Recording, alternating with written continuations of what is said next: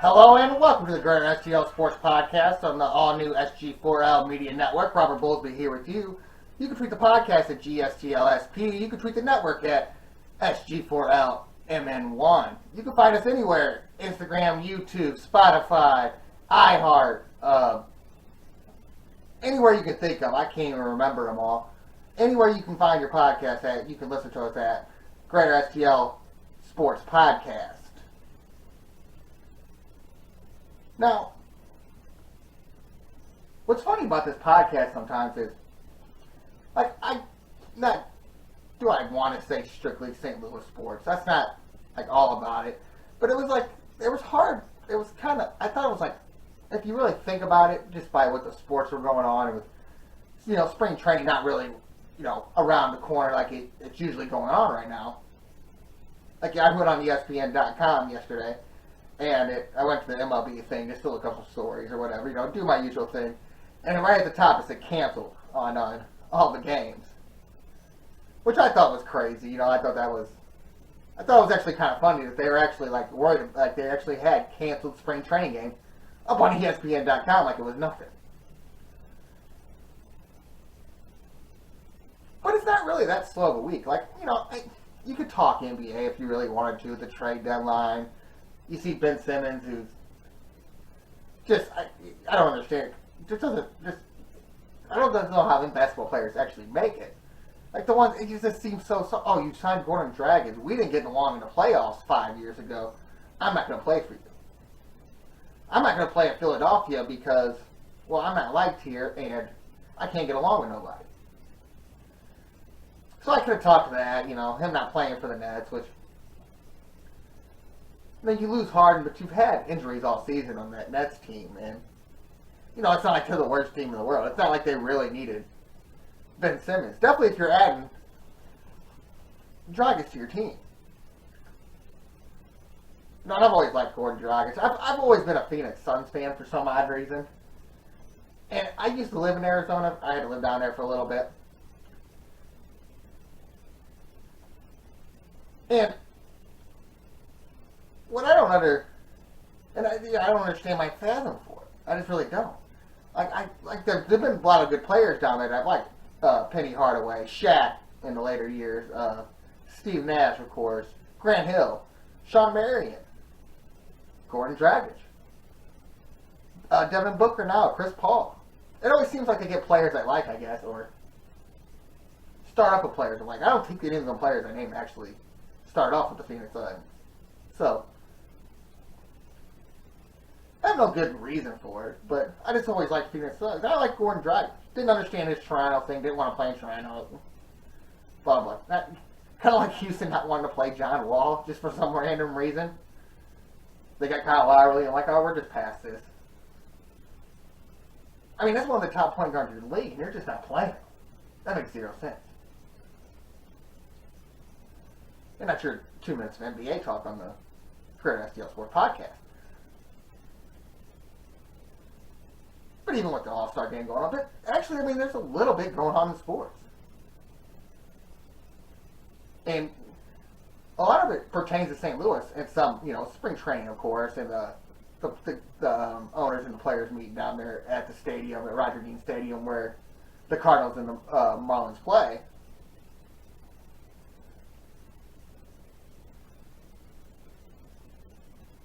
But even just stuff that I'm not going to even talk about, like the Brian Flores lawsuit, more came out today saying that he was offered a non-disclosure waiver and didn't sign it so he could sue the league. And of course the Dolphins came out and said he didn't. And I kind of just want to wait to get more out of this case. Definitely on a weekly podcast. I guess not a big jump to it's different than what you thought anyways. If there was something going on down there, definitely with them paying him to lose games. And plus, I'm not the big lawyer. Like, the Rams lawsuit, that took me, I didn't have to deal with it on this podcast, since whatever. That took me a lot of years just to understand, just the little stuff. And that's all I really understood about it. I was just hoping we got a football team, man. And I'm not mad at, $1 billion, which, we got close to that, but we didn't get the football team. And who knows if that was the plan or not. Who really knows?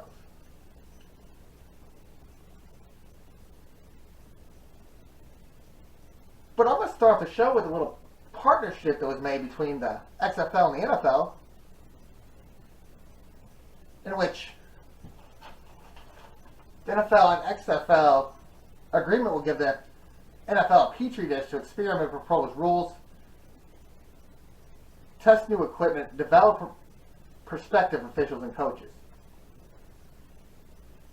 It is not bound. It's also, there's going to be in there, it's going to be anything from officiating to rules, new playing services, player development.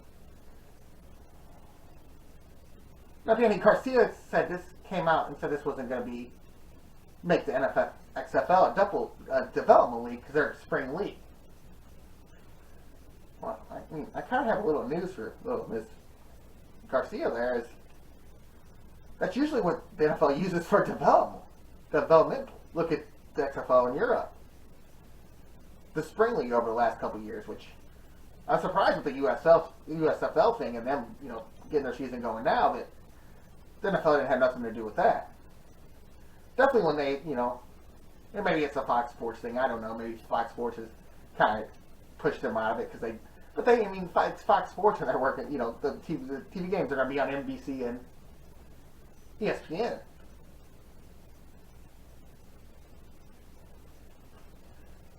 But everything in that said developmentally, which is all fine and dandy. It's a player development, officiating development, new playing surfaces, new rules.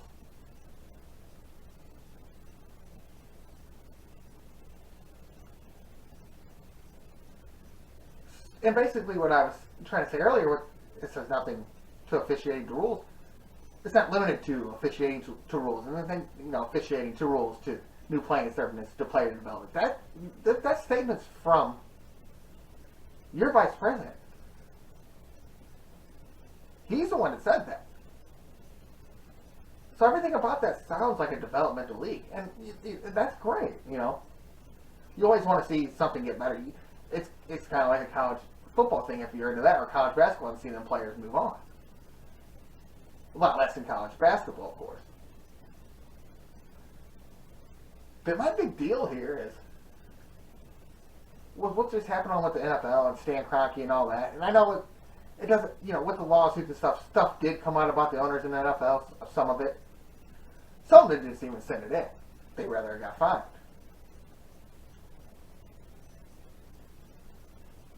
But after the lawsuit and everything that you said about the NFL and everything the NFL said about you, and then you hear about this, that the XFL's basically becoming the minor leagues for NFL, kind of like what the Spring League did, a whole different thing, because the Spring League was based in one state. How is that fair for the Battlehawks?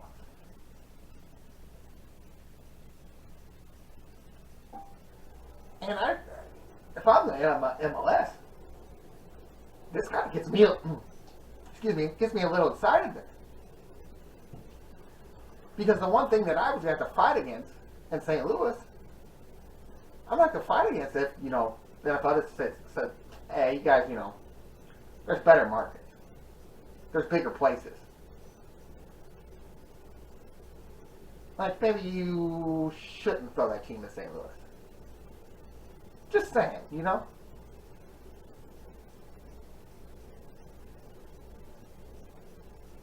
And what could they say in that situation? Does that still, could they say, we didn't do it because we felt like there was too much competition going on with the MLS?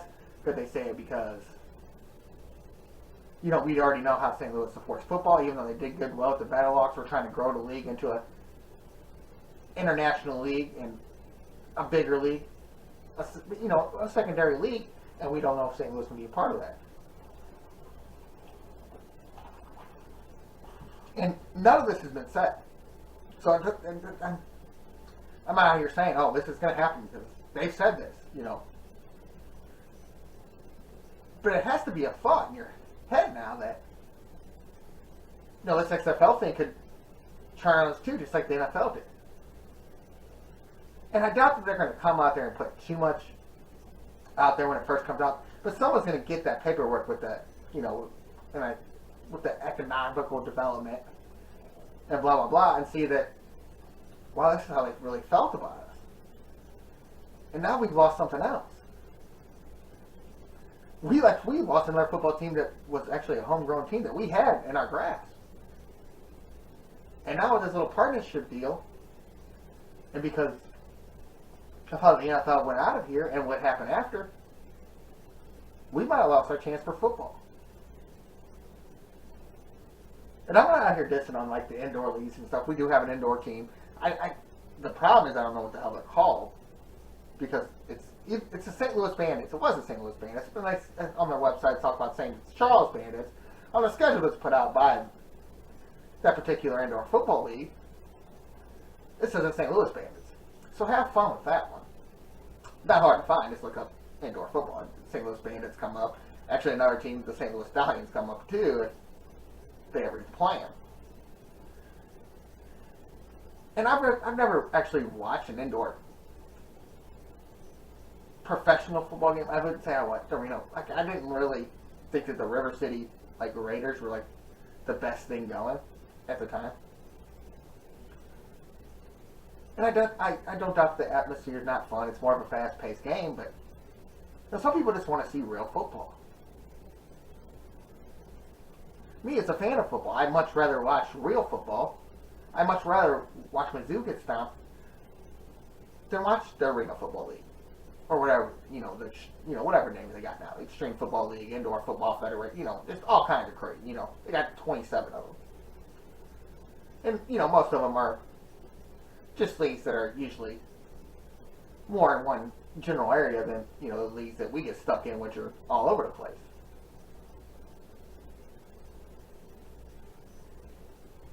But just when you thought you had one shot, and I know people don't want to think about this at all. I don't want to think about it at all. But does that cost you your one shot at professional football? And that would kind of suck that just to think for this last 3 years after, we had the best fan support and the most social media support, that because they're trying to grow their league, that we're not grow-worthy. And I'm not saying that it's gonna have an effect on if St. Louis gets a team or not, but I don't doubt that it could. I don't doubt that somebody in the NFL or in the NFL front office is watching over this as a part of it. That's watching the XFL as part of the NFL. I mean, definitely if they're talking about player development and referee development and rules development.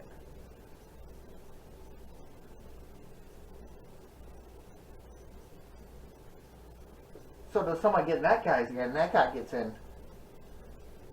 to the people at Redbird Capital's ear before they get to anywhere else, The Rock or anything like that, and they just say, this maybe not be our best bet here.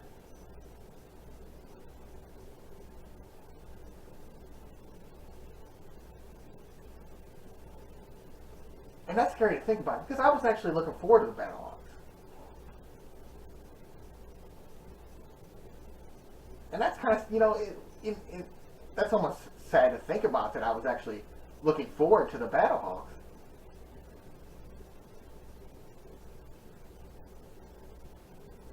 But it was professional football in our town. And even if it is semi-pro football, it's something, it looks like real football. It's action down on that dome, so it makes you think it's kind of real football. And some developmental things. Gonna crush everybody's dreams. And I might be just, playing devil's advocate the whole time here. But you already know how petty the owners are. You've seen how petty Stan Kroenke is. And that's just one guy, so just imagine how the rest of the guys are. Definitely when he actually made the money and they were even petty against him. And he was petty right back, of course, by filing that he wasn't going to be responsible for any part of the addendum thing other than his portion. So it's just a possibility it could happen.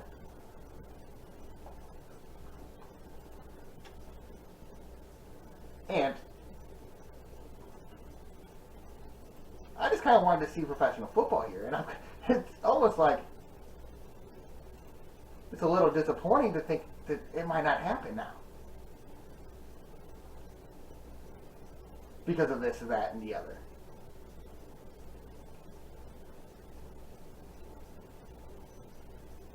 And nothing's been said. Nothing. It's not like that you're reading anywhere that the XFL's not coming to St. Louis because they got to deal with the NFL now. It's just a thought. And I'm not hating on the XFL thing, what they're trying to do. I mean, the NFL right now is not international. You gotta, you know, and what are you mad that the XFL maybe took over the CFL or something like that? No, I mean, it's nothing for me to worry about. I mean, they started a league in Europe, which basically took all the old NFL Europe teams and created a football team in Europe, football thing going on in Europe. And the NFL is trying to go out there with games in England and, London and all that. So maybe that's what the XFL might help bring the NFL and say, hey, well, maybe we're talking about player development, like, we'll put a team here and see how it fares here. And maybe they'll think because we have this agreement that we're, part of the NFL, and see how the fans respond. And definitely with the thing that The Rock owns, I wouldn't think that people wouldn't respond. Just because you hear the name The Rock, and some people take that for more than what it could be worth. I mean, I didn't watch the XFL because it was Vince McMahon. I watched the XFL because there was a team in St. Louis. If there was a team in St. Louis right now, if The Rock said there was a team in St. Louis right now, I wouldn't be saying, I'm watching the XFL because of Dwayne Johnson. I'm watching the XFL because there's a team in St. Louis. It's the reason I don't watch the NFL now because it's even near closely as I did. I maybe watched the last 3 playoff games because there's no team in St. Louis. Because I can guarantee you, for as long as I can remember, I've watched 16 NFL games a year until 2017 because we had a team in St. Louis. Now, I'm not saying I watched all 162 of the Cardinals or I've watched all 82 of the Blues, but it's a lot much easier when definitely back then when I was off on weekends, I was watching the Rams, and if you have to wait for a Monday night or a Thursday night, I mean, I was off work by that time, so I was watching the Rams. And even with working at restaurants and stuff, you see most of that stuff. So, even though I think the last year the Rams were here, I was working at restaurants and still pretty much consistently catching at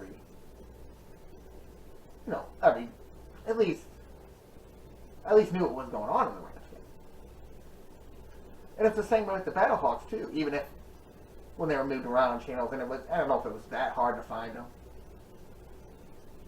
But I made sure I was sitting down, and I was glued into, and this is working nights at a restaurant, I was up by noon making sure I watched the Battlehawks play.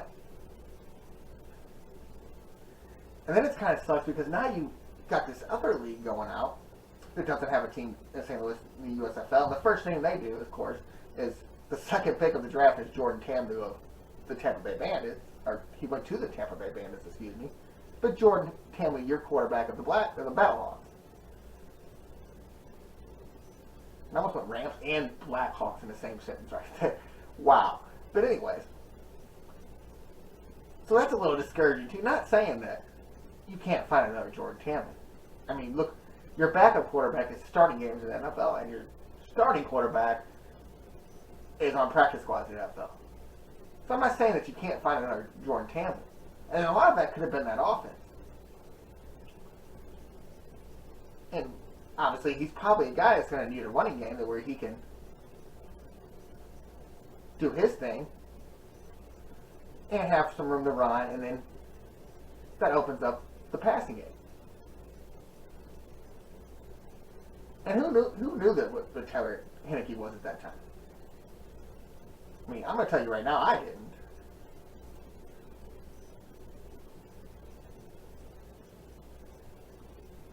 So that's just another down, just something else just to put me down about the whole situation. just seeing Jordan Candu go somewhere else. Now, let's say that something happens there to where next year he's in the XFL draft. Maybe Tampa Bay, he doesn't play as well as he did in Tampa Bay. And maybe the XFL hires the same coaches and all that. He can get back in the same system that made him good in St. Louis.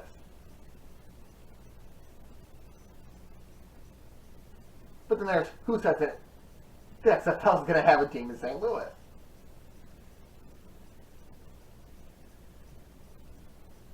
I just think it's funny that they say it's not a developmental league and everything about it screams development. Just screams it.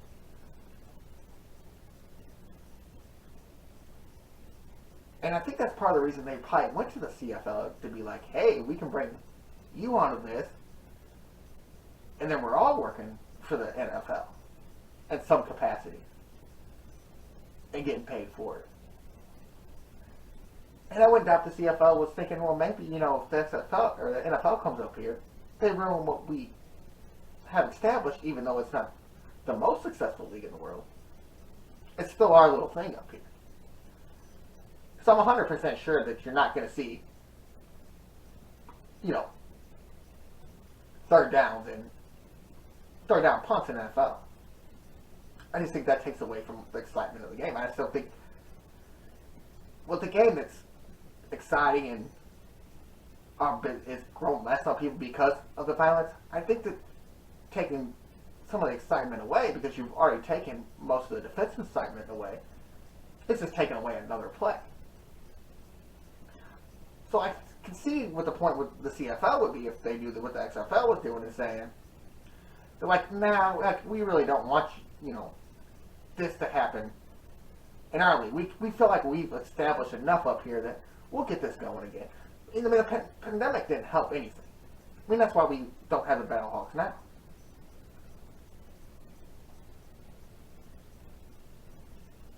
So if a league is faltering, there's always something that if you're a smart person, you'll find your way out.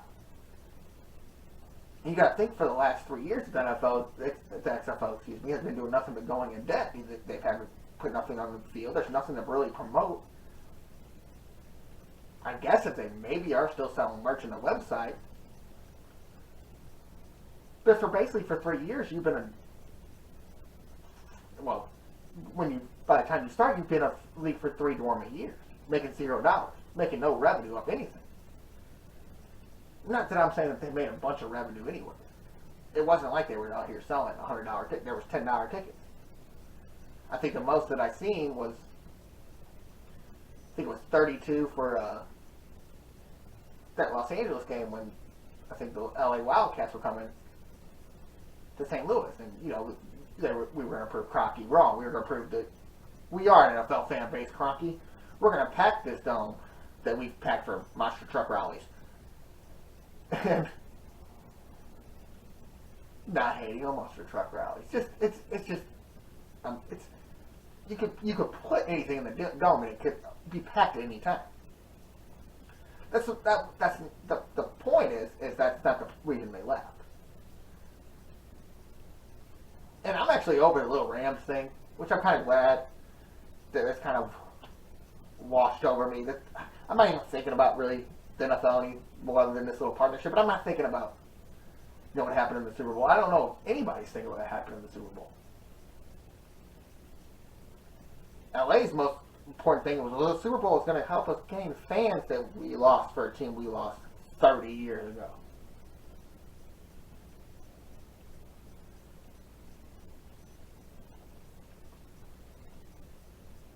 So I don't even think they're worried about it. I think they just want to have an excuse to say, well, we're the better sports city.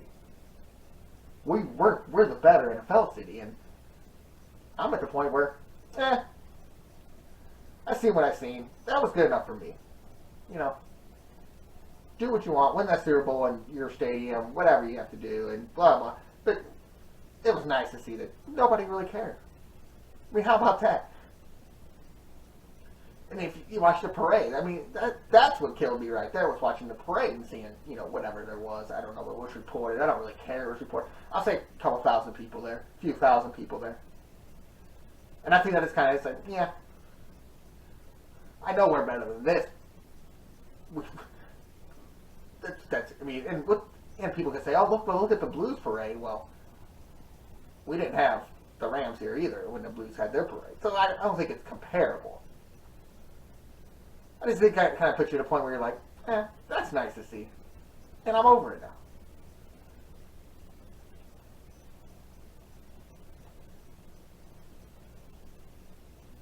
But that's the only bad part is now that the XFL is working for him, it's just another worry. Just another thought of, well, what if? That's what it could be in 2023. Well, what if none of this ever happened? What if we didn't get that lawsuit because we had the Battlehawks, even though we had that lawsuit when we had the Battlehawks? But what if we didn't do that? What if we stopped the lawsuit? Like, oh, we gained this, so let's get rid of this.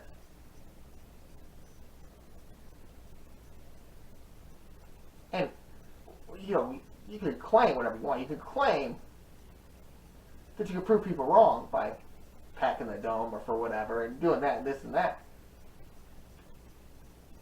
But dollars are a lot more than corporate dollars are a lot more than fan dollars. Let's put it that way. And the NFL can steer them to the corporate dollars. So what do you need St. Louis for? But the NFL can find you. And if you still want to figure out this thing with the CFL, just think with that, or maybe you go over there and you try the Europe thing. Maybe you join forces with the European League of Football. Or you do your own thing, you create your own type of NFL Europe / XFL Europe, and maybe you run 2 leagues and then have a championship game. I think that's all a thing. Like when you say that the XFL is going to be a petri dish to NFL, that's developmental. Whatever you want. And it would sting to me. And that's because I'm not a soccer fan. It would sting not to have the XFL here. Because you're really down to one winner thing now with the Blues. Even though, if SLU ever gets good and Mizzou ever gets good, that'd be different. But the feeling right now is, well, you're down to one winner thing, and that's with the Blues.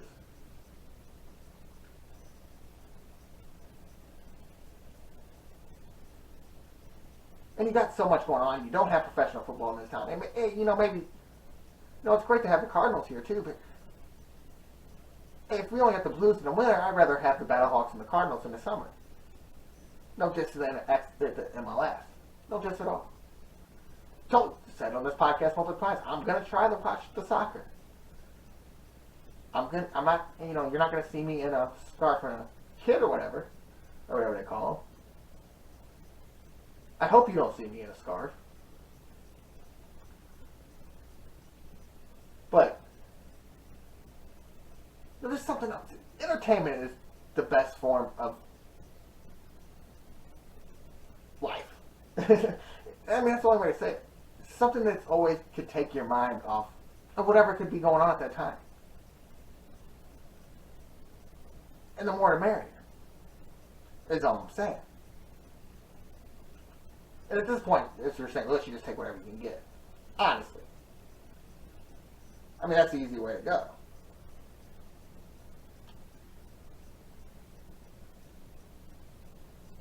So I'm just worried that this could be something that kind of backfires on St. Louis. Alright, we're going to take a break. We'll be right back. This is the GreaterSTL podcast on the SG4L Media Network.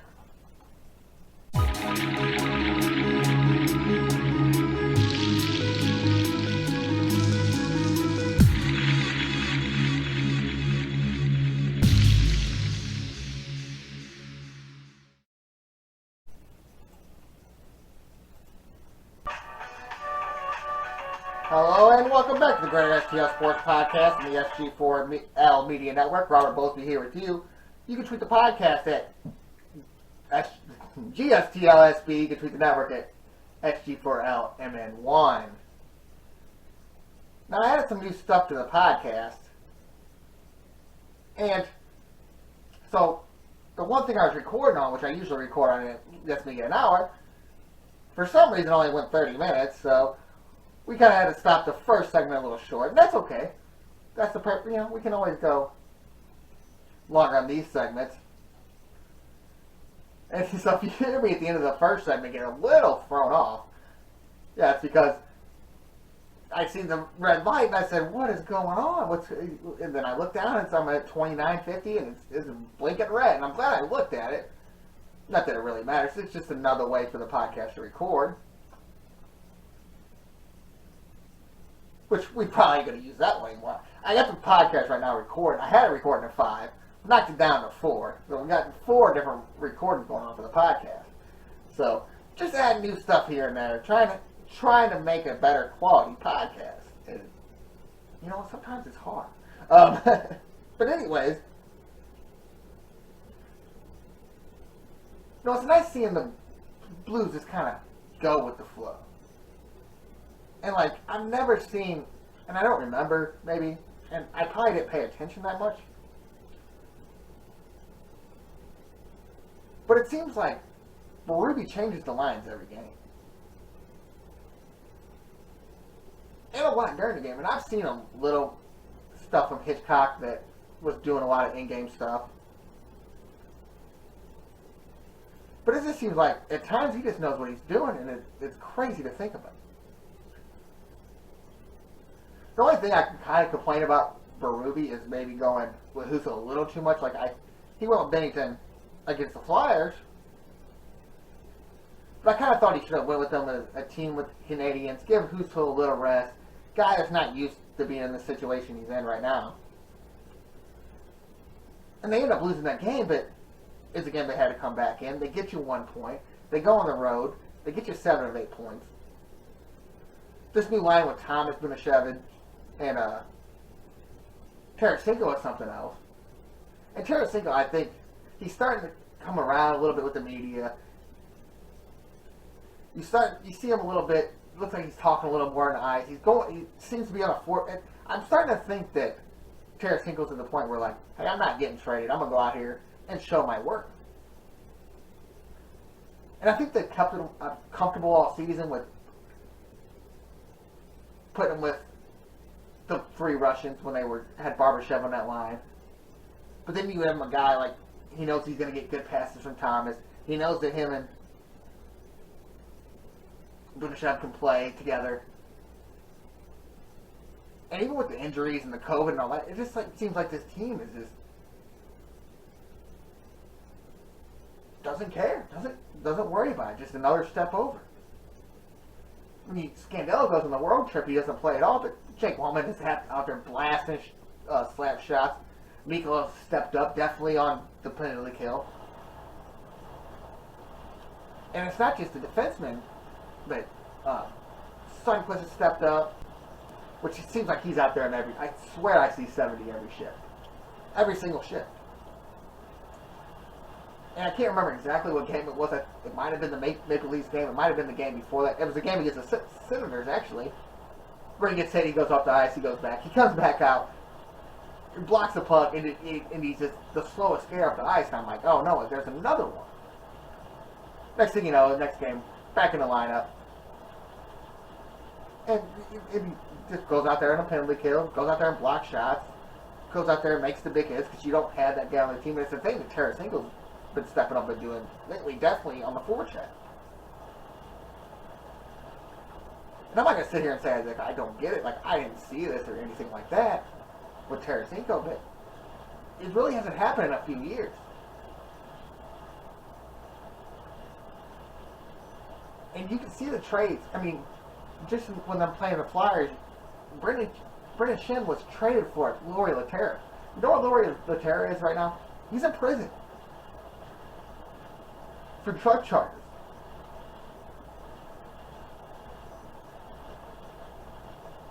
So that, you got to think that was one of the better trades. Scored a ton of goals in blue the other night against the Maple Leafs. And then the other trades. Sammy Baez hasn't been what he was even with the Blues with the Rangers, even though the Rangers are one of the top teams in the East. The trade you made for Ryan O'Reilly, Patrick Berglund's not even in the league no more. Doesn't want to play hockey anymore. And Tage Thompson hasn't been the guy you thought he was going to be. Big fan of Joel Edmondson. Gotta say that after 2 years, I'm a bigger fan of Justin Falk.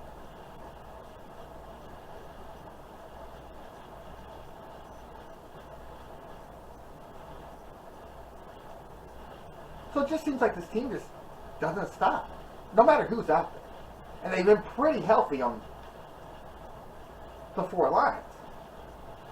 I mean, the last player I can remember was injured was Shen. And I just, and it's just like, I complain about the Blues not having, you know, the big, powerful guys to back people up, but they do got this absolute grinder. Shen, one of them. O'Reilly, another one. Torrey Krug, another guy that just goes out there and just busts ass. And I think that's my favorite thing about this team. It's, you got 6 guys out there with 10 goals. You got 12 guys with close to 20 points. I mean, this is the team going out there and getting it done together. And it's not like it's a big breakaway. Your top 3 players are all right there. And I think Tarasenko took the lead in goals tonight. But they're all right there, 18, 19. You know, Kyrou, number 89, and Jordan Kyrou all right there. Buzneshu. I still said that wrong. God, I have that name every day before the show. I swear to God, every day. And I was watching the Blues game, and I was like, what are they saying? What are they saying? What are they saying? Okay, I got this. And of course, I get on the show, and I've actually messed up the intro twice that I've had to go back and re-record. So there's going to be actually on these other things that I'm recording, there's going to be a lot of editing. The show's going to come up all weird. Man, it's technology and stuff. But this is a team that's going out there and grinding. And if you get Jordan Binnington to play like he did tonight in Philadelphia, then you got you something going. Because you got 12 guys that I can think that can go out there and score. And I think you got more than that if you throw in Logan Brown here. You throw in a Dakota Walker here. Dakota Joshua here. That's what I meant to say. Nathan Walker. But it's like if they threw anybody else out there, you wouldn't really worry about it. Definitely on the line where you got Clausen or you got a veteran on that line, whether it's Sundqvist or whether it's Shin or whether it's Barbashev. I'm not even worried about who you put on the line with these guys because of how well they play. And then finally the defense is stepping up. And I don't know where Michael has been. And I was big on sending him down. I've been big on... And I'm at the point now where I'm like, well, I think he's a lot better than he just has been. And I think you could say that with a lot of guys. I think you could say that with Falk last year and a little bit in this year. I think at times that Krug has not played the quality defense that you've seen him play. And we've all seen it with Parayko, who seems like he's a little bit more less of that big grinder guy that, he's just less of that guy that you thought he was going to be. And I think it hurts him when the offense ain't there, that he just doesn't look like the same player.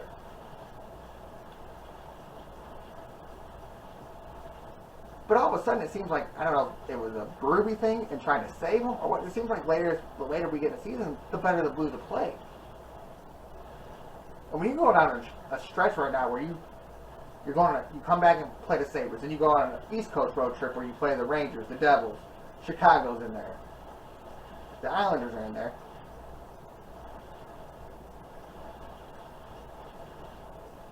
I mean, you're going on another road trip. You're going to need everybody again. And these games are all every other day games. If you got 2 goalies, you know who's the best goalie in the league right now, and if you know what Binnington can be that guy when he's at his best, I mean, that puts you in a whole different thing. And the defense keeps playing like this, all that talk about the defense kind of goes out the window. Definitely when you're going to get Scandella back hopefully sometime soon. And now you got Wallman getting all this experience with Scandella's out there. You don't mind throwing him in there. He can definitely be a 7th guy easily. And that might be the only reason that you were scared of the defense is you really didn't have the 7th guy because of the injuries and the lack of experience. But I think with the COVID rules and all that, you're finally getting these guys to where they have some experience and they have some confidence in this league. And when they go out there and they see that Jordan Benson has some of his confidence back, and they go out there and know that they can go out there and score goals, even if it's just the one line with Thomas and Tarasenko. This team is basically built to run down this stretch.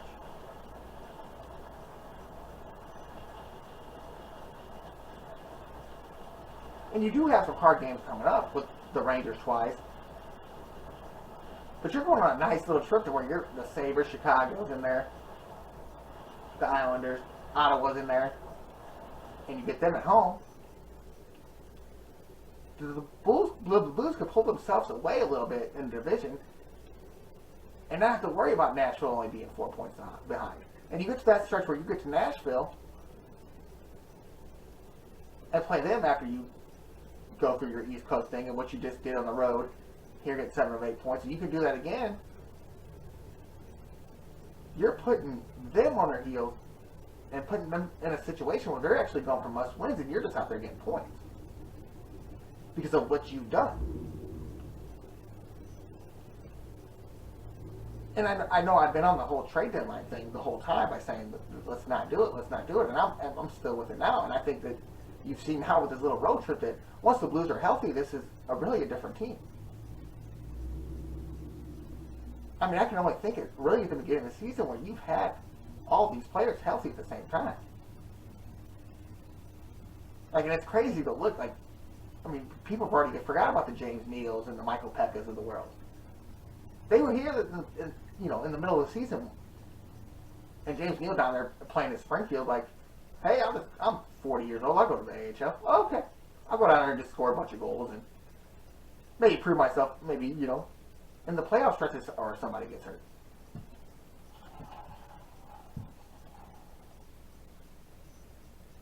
So I even think with maybe the little woes about Bennington and the woes on the defense, I think you could finally maybe start putting some of that away on the defense. Bennington's still a little scary. And even thinking about Husso's a little scary. I mean, could someone that hasn't done this before last this long? And that was perfect about having some of these games, because you could throw Bennington in there and get him some confidence, maybe against the Devils or the Islanders, Ottawa. Something I thought you should, just Buffalo. Something I actually thought you should have done against the Canadiens.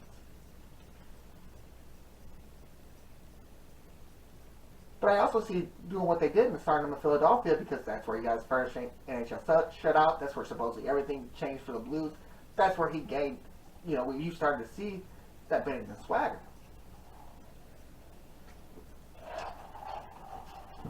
So even though it's been 2 years, you kind of feel like you almost put him in a familiar spot.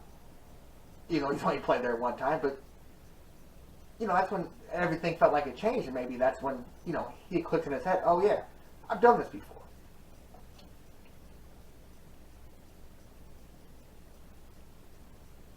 And it wasn't like the best performance all the time. There was pucks that got past him, and he got lucky. Pucks sitting up, but he had to make some big saves in that game. There was a lot of times in the Flyers, who actually got some good players on their team, they seemed like they played that middle game where they just clogged up the middle and just take slap shots. And that's how they scored the only goal that they scored. Slap shot from the point, and they can't see it, and it's 1-1. But then less than 60 seconds later, you see Tarasenko go out there and get a goal to put us right back on top. And that's when you're playing bad teams, that's the kind of stuff you need to happen. And it's something that the Blues have proved that they can do. It was their 6th time of doing that, which I can't remember exactly what they called. called it a reaction goal. I think that's what they called it. But their sixth time doing that this season. You know, their penalty kills tops in the league. Their penalty power plays tops in the league. The only thing that I didn't think they were good on is being as scrappy as they've been. Definitely Tarasenko. I never thought in my lifetime that you would see Tarasenko actually making an effort on defense. And like I watched for it. I actually watched to see how much Tarasenko cherry picks during games. Literally sit there and it's like, oh, he's skating the wrong way already. And I haven't seen that from him in a while. And I think that sometimes that we have some of these quality talent players. I think that Falk and Michael, I think they can get away with stuff that you just sometimes can't get away from. I mean, and sometimes that's a sign of a bad team. That's what, you know, what the Blues have been getting lucky about is that's what happens if they make the extra pass. They try to make a long pass out of their zone, it gets knocked down, or you know, someone knocks it down off the wall, knocks it off the glass, and it's right back in your zone instead of trying to set up a play. And I think that's the difference in what the Blues have done is now you're thinking, well, we have the talent to where we can set these plays and it makes a difference in the game. I mean, you even look on the Tarasenko goal against the Flyers, you know, he's coming down the middle. Michael is coming down the middle, and he kind of just jumps in the way and makes sure he gets that puck. So when you know you got a guy with that high of confidence, he's like, I can score any time. I mean, that's something different for everybody. We're like, well, let's slow this game down a little bit. You know, definitely when you're at a point where you're getting crushed in your defensive zone and you finally get the puck out, and then you're just trying to get the puck out, instead of slowing it, and now you got an icing call, and now you're right back in there.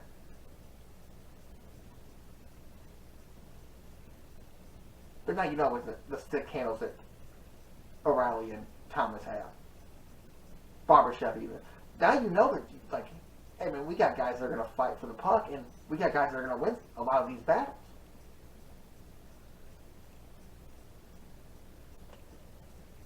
And it just seems like in the last, I don't know if I looked it up to see what the home and road splits were, and they're a lot better team at home, and it just seems like something has clicked. And maybe it's that break, the Olympic break. I mean, it's hard to say. I mean, I don't know how many. I don't even know how many games players. I don't know how many players in the Blues are going to hit even close to 80 games this year. But are you too mad about that? The way they've been playing? You feel like they should have. They could have been better. I definitely feel like they could have been better. I definitely felt like they could have fought with that spot for the Avalanche. If you just played a little defense early in the season, and if Binnington wasn't as cocky as he was at times. And I think that was part of the thing is with the defense and Binnington thinking that he was a little more cocky, you know, a little better of a player than he was. I think that they all got to him at one time, and definitely with Binnington, he showed with his frustration of going after players and, you know, talking with the refs and getting penalties that you usually don't see a goalie get. And maybe seeing Husso doing what he's doing and getting this break kind of puts Jordan Binnington like, well, I might be this cocky guy, and I might have this little bit of swagger and everything, but I'm not the guy that's going to cost my team. And you hope that he somehow learned something. I mean, if the defense plays like they did in Farland against these bad teams, they're going to win games. You're just more worried about the teams. You're more worried about the Rangers coming up. You know, and after this road stretch, you got you have the Predators coming up. And you can play all well and fine and dandy against the bad teams. It's got to be the good teams that you're worried about at this point. And, you know, it's hard to sometimes understand how the NHL rules work because you're behind Nashville. Or, excuse me, you're in front of Nashville. But the team behind Nashville's in a different division, so if they actually go above you and Nashville, you're still third in your division. So it just doesn't make any sense how it all works. And I guess it's the same way in baseball too, where you can have two teams when the second place team actually doesn't make it. I think that works now with the two wild cards, but it didn't before. And so I don't know what you could change there. And the NHL playoffs are a crapshoot anyway.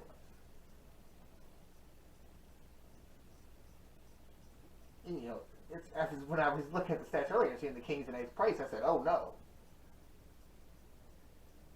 They're always that scary team that lurks down there and all of a sudden comes out with a Stanley Cup playoff coming from May.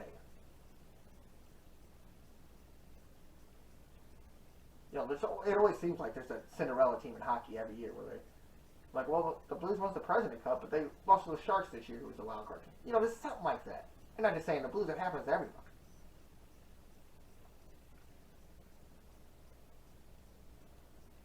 So I think if you can regain everybody's confidence now and get them back,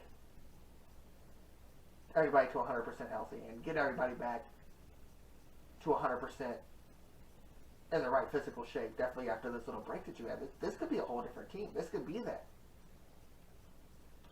2020 team, 2019 team, which you saw in the first half of the season in 2020. That could be this team. With two goalies, not just Bennington. And not a guy that you've lost all the confidence in the world, that you lost everything that you had for, and Jake Allen. You actually got the top goalie in the league, and a guy that's won a Stanley Cup 3 years ago, yes, at this point. So I think you're in a lot different position than any season the Blues have ever been in. I can't remember where a team that I was just confident in. Now, I don't know if I would have been this confident if,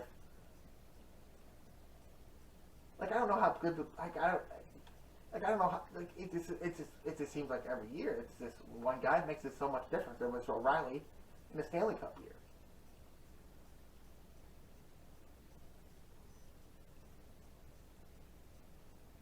And now you get Buzhnashev, and it seems like he's the guy that makes it. It seems like he's just turned Tarasenko around. It seems like another guy that he's made Robert Thomas about as comfortable as he could be as the center guy on that line. And he wasn't the first one. It was Barbashev before him. It just seems like this guy, that he's the guy, kind of like reminded of Ryan O'Reilly, with a little more scoring skill. They can play with everybody, and no matter what happens, you have the confidence that he can make your team better. And now we're starting to build like a core of them guys with Shin, Falk, Krug. And even though you're going to have, in a couple years with Kyrou and Clausen and all that coming up, you still got a couple years of this team where this window's pretty open. And then it's all going to roll downhill because they're on their 30s or close to it. But Brandon Saad's another one. Brandon Saad, who, you wouldn't think that I would know who he was. Loved him in Chicago, loved the way he played. And he came here and it just seems like, maybe his scoring's gone down, maybe his stats have gone down a little bit, but he just seems like that guy that's going to go out there and make your line better, whether you have him with Sundqvist, or you have him with Shin, or you have him with Clausen, or you got him with Kyrou. It just seems like we're building the core of players that aren't for themselves, and you don't see that too much in sports anymore. And that's the reason that right now I have so much confidence in this team. And the goalie play don't help. Well, the goalie play helps a lot, actually. Because I'm not scared of either goalie you throw out there. I'm still not scared of throwing Bennington out there, no matter what you've seen this year. I mean, unless he just falters totally down the stretch, I have all the confidence in the world in both the goalies.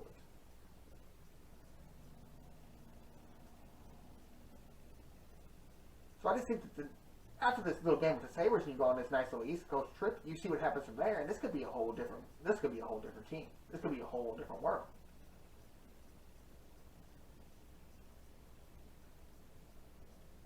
to where we get in that spot to where you get all the easy teams first, and then you get the Avalanche in the Western Conference Finals. At that time, you could have all the confidence in the world and all your players and all your goalies and all the backups, and you could have a team to go out there and be like, "Hey, man, we got a chance to get the Avalanche." And what people forget about that too. You don't hear that too much about Crocky of the Avalanche. Even I saw he sold something to his wife, and I think he sold the Nuggets to his son, and blah blah blah. He owns it. Hardly, it just seems like never ever talked about with like St. Louis fans. And I guess because the Blues are good. I guess if we had like the St. Louis Jaguars, and they suck, I guess we wouldn't. Well, we'd still have something. And I guess maybe we do feel like we have maybe a little bragging rights over that with winning the Stanley Cup a few years ago. They haven't won in a while. But just something to think about.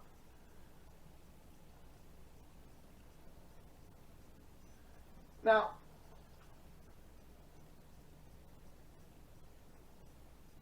I've kind of like tried to say that I didn't want to talk much about this MLB thing. And now they're either just messing with us, or there really is a little bit more problems than I thought. But now they're just having meetings with where they're going off on like groups of people, and they're meeting with each other, and there's like 5 players over here meeting with this group, and there's 5 owners over here meeting with this group. And I'm really just starting to think that the players don't want to play in spring training. I mean, I was reading up on the strike from 94, and a year that Greg Maddux went, and it was only 144 games, but still. And a year that Greg Maddux went out there and had a 163 ERA, he only had 1 start in the spring training because he was actually quarantined for 10 days. Weird to say this, quarantined for 10 days with chickenpox. Him and Tom Glavine both only made 1 start. We're both quarantined.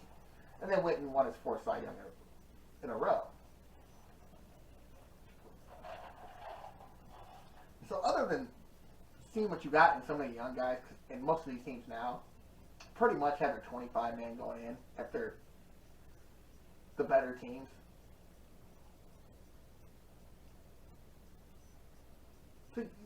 So most of the spring trainings for the young guys anyways to get some time, and they always get explained into spring training, and who says you can't knock the minor league season down? That's, hey, we pay them the same, but knock it down a few games, give them some extra time to show what they can do, give them some extra time in Florida for all that matters. But definitely with the facilities and all that, I mean, those are the people that can use it. But saying that, and they only made 1 start, spring training was 2 weeks. So we're saying that games are let's just say they start March 20th at the earliest, which usually I think it's around March 28th, something like that. Let's just say March 20th. At the earliest, you would have to start spring training March 1st, I would think.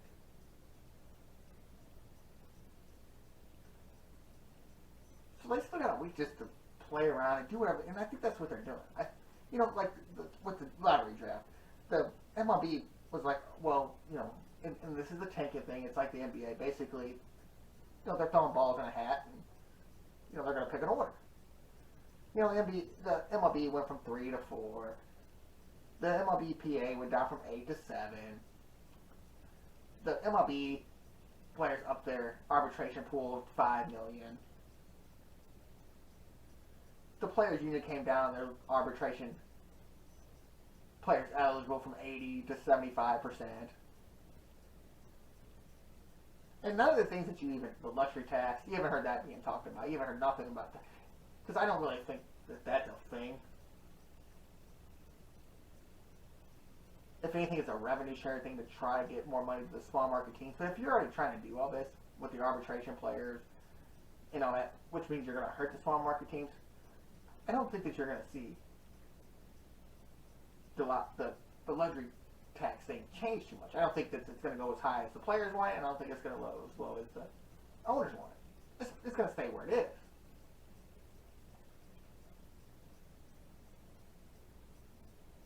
And the draft lottery doesn't change much for most teams because if you're going to be bad. So if you're going to be the Pirates or a team like that, maybe the Royals, and you're fighting for last, you still got a chance. You got a 20 if they go 4 players or 7. But let's say they go 4. You got a 25% chance of getting. who says that first pick always works? So instead of racing for the top one pick, you're racing for the top 4, which I don't think is that that much of a difference. Unless, because it seems like most of these teams know who they want to draft before they draft them, and it seems like it's always that you never hear about like, oh, this team is going to draft, Mike Trout, but he was drafted, earlier than people thought. Which, fun fact for no one tell, Randall Richard, who used to play for the Cardinals and now for the Blue Jays, was drafted 1 spot ahead of Mike Trout by the same team.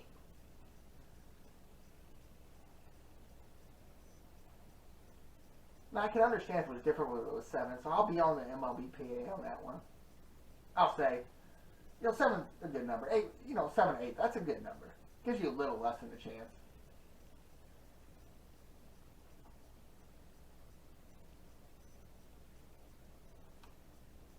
And it's a 1 in 7 chance. It's, I think like the NBA is a little different because you're kind of putting it out there to almost 15 picks. You're not going to get the same quality player usually as you get a 1 in 15 in the NBA, which is a crapshoot almost as much as the MLB is. But usually when they draft a player, you usually know. Like, he's a good player. And, it's not like these guys go straight to MLB like they do in the NBA either.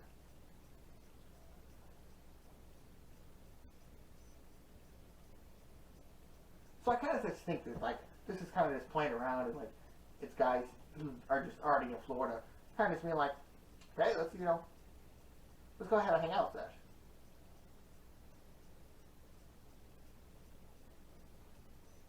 I just think you're putting too much emphasis on it. Well, if we start and we get something going, there's still going to be people around. I think at this point, the baseball fans are getting anxious. And the same thing with, like, it just seems like, to me, that the stuff that's not put out there, it's stuff that they've already talked about, and you hear it one time and it's skipped over. The DH, when you heard about that one time and it was skipped over. So I guess they just mute it. Oh, we're adding DH for no reason. We're just mutually agreed on, so we'll just not talk about it. I mean, I think at this point with MLB, it's just less information the better. Like there were talks today. We made some concessions. They make us some concessions. We'll get back at it tomorrow. I don't know how they get all this stuff. I don't know if they're letting reporters in.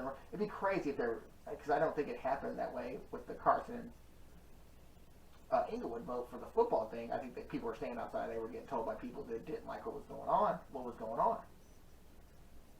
I feel like these MLB writers, like, it seems like they're like, oh, they like the 75, and I don't, and some of the players are talking. Andrew Miller is like, oh, well, we didn't have to be locked out. The owners did this.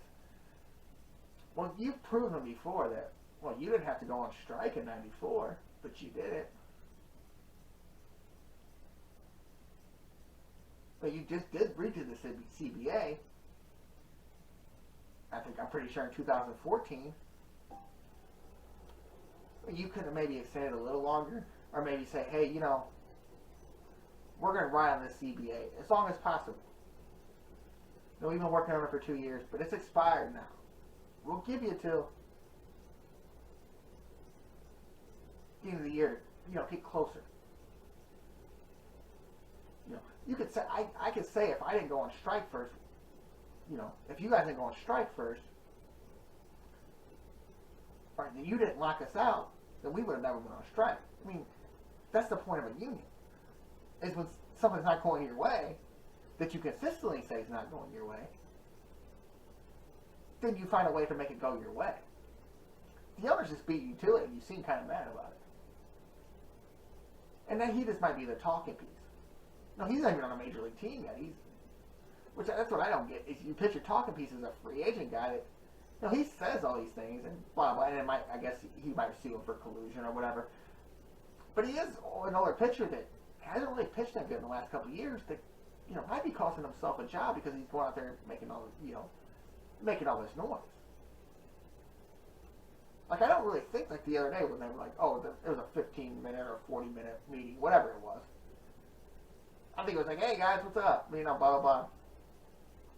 Oh, how long we got? Oh, we got another week. yeah, we're gonna go. I'm gonna go play some golf on Pebble Beach or wherever I can play the PGA, whatever, wherever. We'll see you next week. I mean, is that really that hard to think that could happen? Like, if you really think about it, it could all be a ploy by the players to be like, we're way off. But I do want to spend some extra time with my family, or some of the people that maybe just got COVID. Well, I'm, this is, let's make sure I get over this COVID, and I'm gonna stick it out a little bit at home with the family, because there's no point to. I'm one of the, whatever how many players in MLB, but I'm one of the easier. I'm gonna make it on this 25-man roster wherever I'm playing. What's the point of going out of spring training? Like, none of this made sense in the first place with free agency even starting. If you guys are going to try to get so much more money and so much more revenue sharing and all that, why would players even sign free? Wouldn't their union say, hey, hold on a second. Before you start doing this, let us see your options. Let's see what we're going to get. And I can understand accepting a contract now, and then CBA changing, and you're getting your revenue share anyways, plus you're getting that 120, 300 million. Oh, totally understandable. If someone offered me that, and I could, everybody can say this. Well, if they offer me, $1 million a year, I'm doing it. Well, if you can get whatever you want, then let's go get this 300 million. Then like Juan Soto was in the news for saying he turned down a $320 million contract for the Nationals. Which is a crazy thing to think about. But if you're going to change all this up, with the arbitration and the Super 2s and, revenue sharing and all that, change the luxury tax so he might be able to go, to a Yankees or a Red Sox or a Dodgers, why would you sign that contract? If you know you have a chance, if you know that the Nationals, if they sign you the contract, it's hard for them to make themselves a better team. Why wouldn't you go to somebody that can sign you for just as close to the contract and go win a World Series? You would just won one.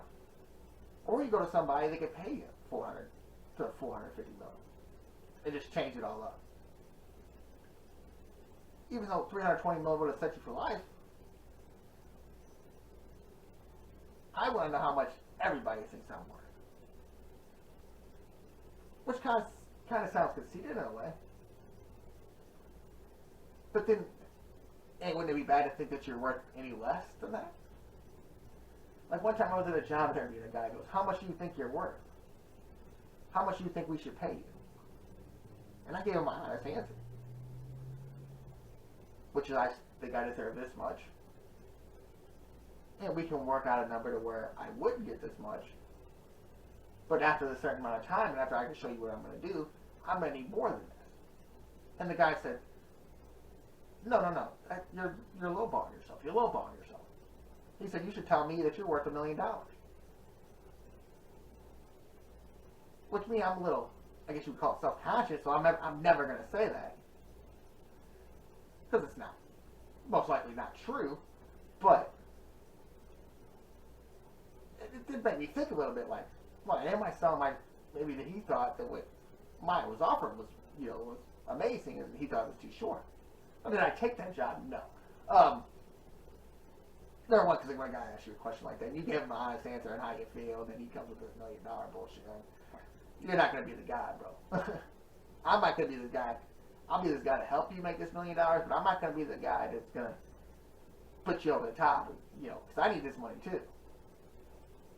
Somebody's going to let you just take over everything that I got for your little bit of fun.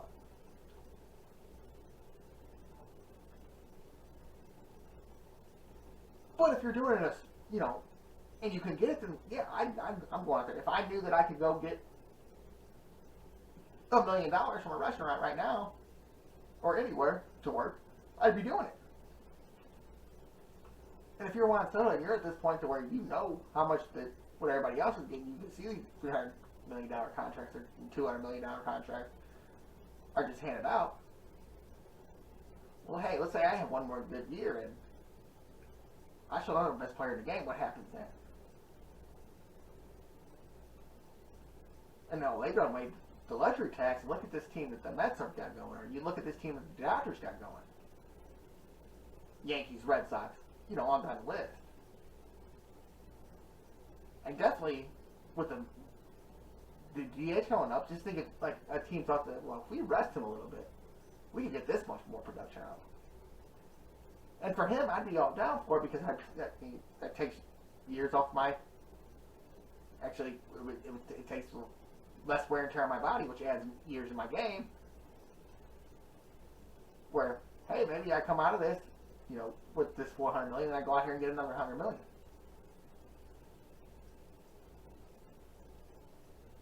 All fine and dandy. I just think you're putting it to a point where it's kind of getting in people's heads. Like I was saying, like, oh, I'm so tired of hearing about the free agents of the Cardinals. And now I'm like, go ahead and talk about it because it's happening. So go ahead and talk about it. Talk about it getting, in this little free agency scramble that's going to happen right before the season. Go ahead because it's going to happen. But I think in the people that, that are retweeted on the Best Fans of Baseball account or, these people that you read that, want to kill the players after every game. I think that you're putting people that, that always threaten me, you're putting them at a point where they're like, oh, now I'm leaving this time. And maybe they will. And I don't think that many people ever stop getting into something that they like. Like, TV shows are different, I think, than sports. I think if you like baseball, you're a bigger fan. If you like what's going on Channel 2 at 7 o'clock on a, Tuesday night, you can get over that after a while. But I think sports is a whole different thing, because I think it's almost like an adrenaline rush sometimes when you're just sitting here watching sports. And I think that, definitely, I don't live and die with, whatever's on TV, whatever cop shows on, Reno 9, whatever. I said Reno 911, the worst example. CSI Miami would be a better example, of course. But I'm not really living, that's not my heart. My heart's the Cardinals. My heart's watching this. My heart's football. My heart's hockey. My heart's soccer, It's a whole different animal. It's more emotional. It's always got your emotions going for 3 hours. Your adrenaline up. Your heart pumping. Excited to see, when a big play happens.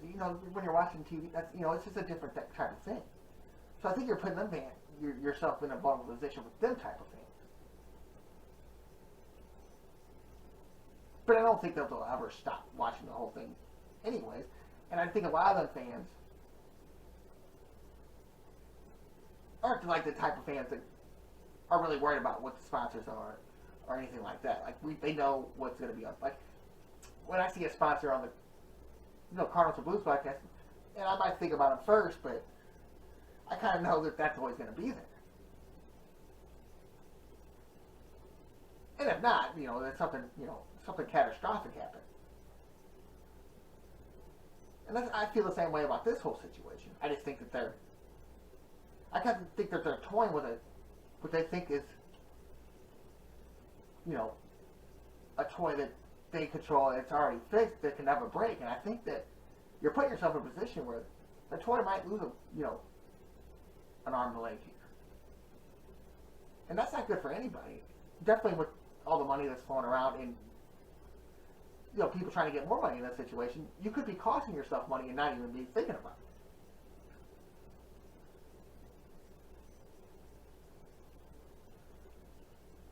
So, and looking at it, and a lot of this is the players to me, just being kind of trying to be, not being, I think that the owners are being stingy and they kind of want to break them a little bit.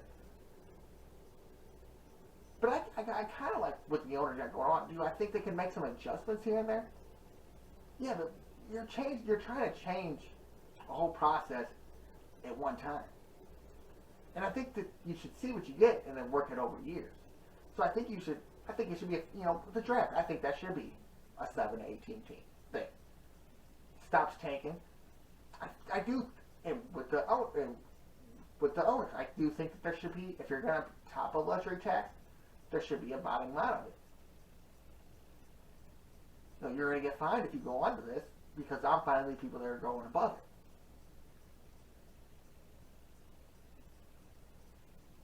Now, the arbitration thing, because it's been going on for so long, like, I don't know how much of that you can change because of what teams and owners are used to. And I'm with the players, and I like the ideas of certain players. I don't know how you can deem to consider what they are, but I like, hey, if these players can go out and make money, let's go out there and make money. And if they're on a lower level team, that also opens spots for other minor leaguers to show what they can do. Look at the difference between Lane Thomas and St. Louis and Lane Thomas in Washington. And you could say the same thing, with a guy like coming from Washington, like T.J. McFarland. But even with, not having Lane Thomas running, look what happened with how much stock you can put in Lance Newbar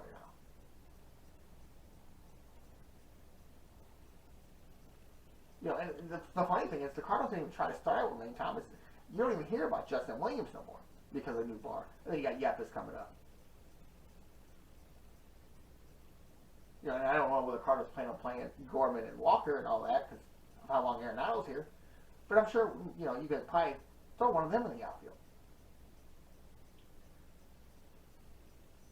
Because you still got, I don't know exactly where Walker is, but I know that Gorman's running the doorstep. So you have and you keep that flexible open with a guy like Tommy. Look what the Cardinals think that Edmund Sosa did this year.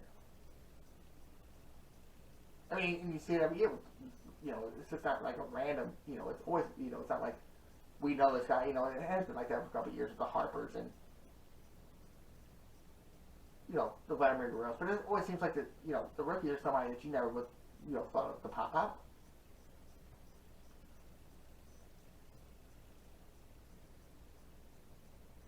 So I just think that they're putting so much out there that people are thinking, well, this is a bad thing, this is a bad thing, this is a bad thing. But really, I just don't think they're that far apart. I think later in the week you're just going to hear, well, everybody can set them this, this, and this. This 80 went down to 50, or this went from 4 to 7, or this went from 25 million to 40 million.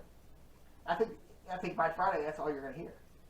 They're like, oh, we're going to start spring training. We're going to get you a 2 week spring training, and then let's go play 162. Because you've heard the players, and I don't think it's going to be 162 either. Because you've heard the players, well, if you want to expand the playoffs, we still want 162. Well, you can still get paid the same amount either way. And plus you get the playoff money. And if they want B adds any more teams, I'd kind of be disappointed.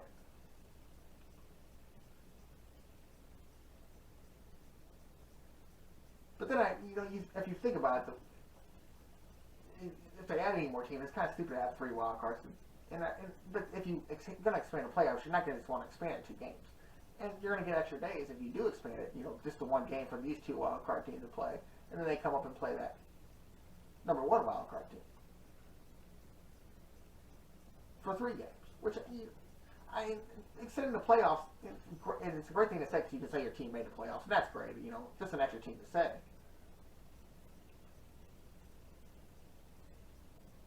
But then, maybe you're like last year, you're like, well, maybe the Cardinals had a chance if they went 3 games. Which is totally, completely inaccurate to think of because what comes after Scherzer at that time with Buehler and Urias. But then, you keep more fans involved and more fans watching, and which helps with the sponsors and all that and TV ratings. You keep more people watching if you had the playoffs.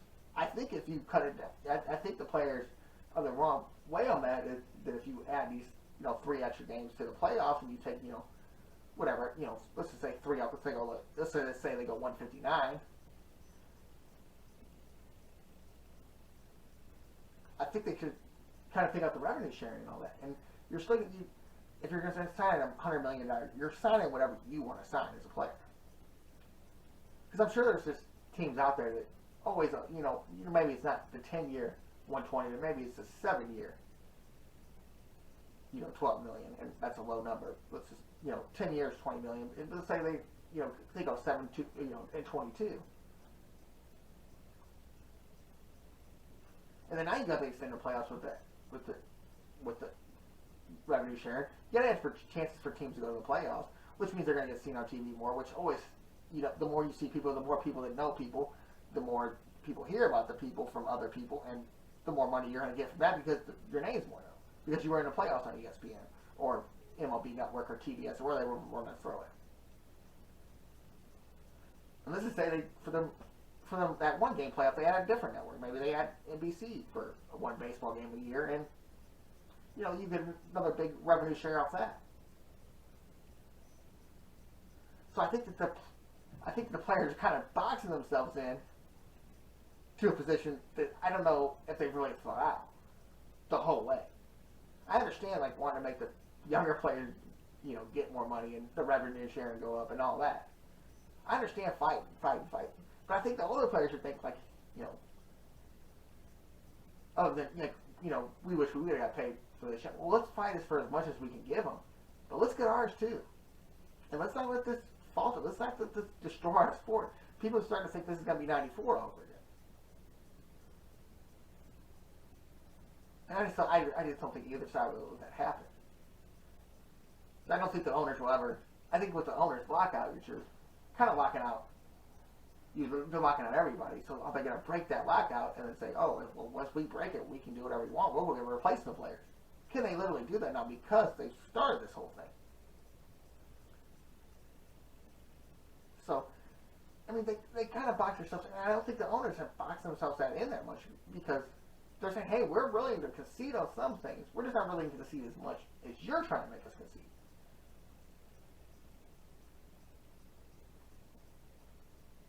So I think that what the players don't understand is that you're disconnecting from the fans here because the fans aren't going to just be on your side. You're trying to say, well, the owners did this and the owners did this, and they're just not. And this is why this is happening. Well, when they keep hearing you refuse this and you refuse that, and all that good stuff, you're kind of alienating yourself from the people that you're trying to bring it to your circle. Because I absolutely don't think that everybody thinks that this is the owner's fault because they locked him out. Definitely with as much as the players are putting out in the news. In the beginning, I felt like the owners were kind of being, dickheads about it and all that. But they've kind of been quiet about it and just kind of been saying, here and there, it makes them sound better because they're saying, well, we conceded to this. Even though it's not a big jump, a difference of what they came before. But like I said, I think the quieter you keep, and you just say, this was our offer today, this is what we did, and, peace out. I think you kind of grade yourself with the fan base saying, hey, we're trying, and look at the players. Look at what they said. And then they go read the statements, they go look at Sports Illustrated articles or listen to interviews and all that. And then they're like, well, it seems like you guys are the ones that are causing this when you're blaming it on the owners. I think they should stop letting Max Scherzer talk. Because he sounds kind of like just like a guy that just got $43 million and he's kind of whining about it. And I don't completely understand that. And I understand what they're trying to do is they're trying to get younger players in. They see different players. You bring a younger fan base in. Blah, blah, blah. Well, you're messing with... This should all be about doing that and not money. Because all it sounds like is you're worried about money and you say you want to do all these things.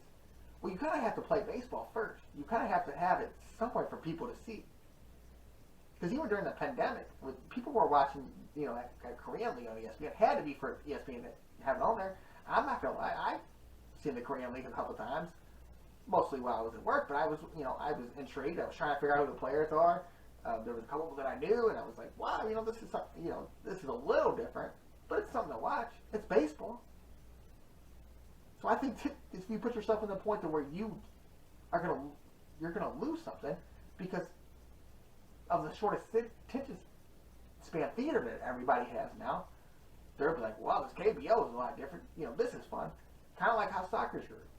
Kind of like how any other sport's grown over the past few years.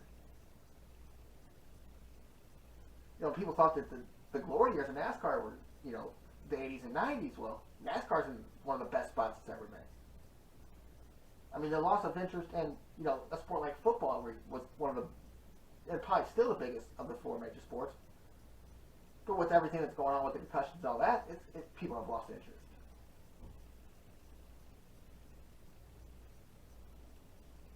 And I think that sports is one of the things that's the easiest thing to lose interest to, because you're like, oh man, I gotta sit here and do this for 3 hours, and I can't, much less think for 3 hours, do anything for 3 hours. It's hard to work for 3 hours straight. And I gotta sit here, trying to get into the sports game thing, when I can go, get these little highlights on ESPN and do whatever the hell I want the rest of my day.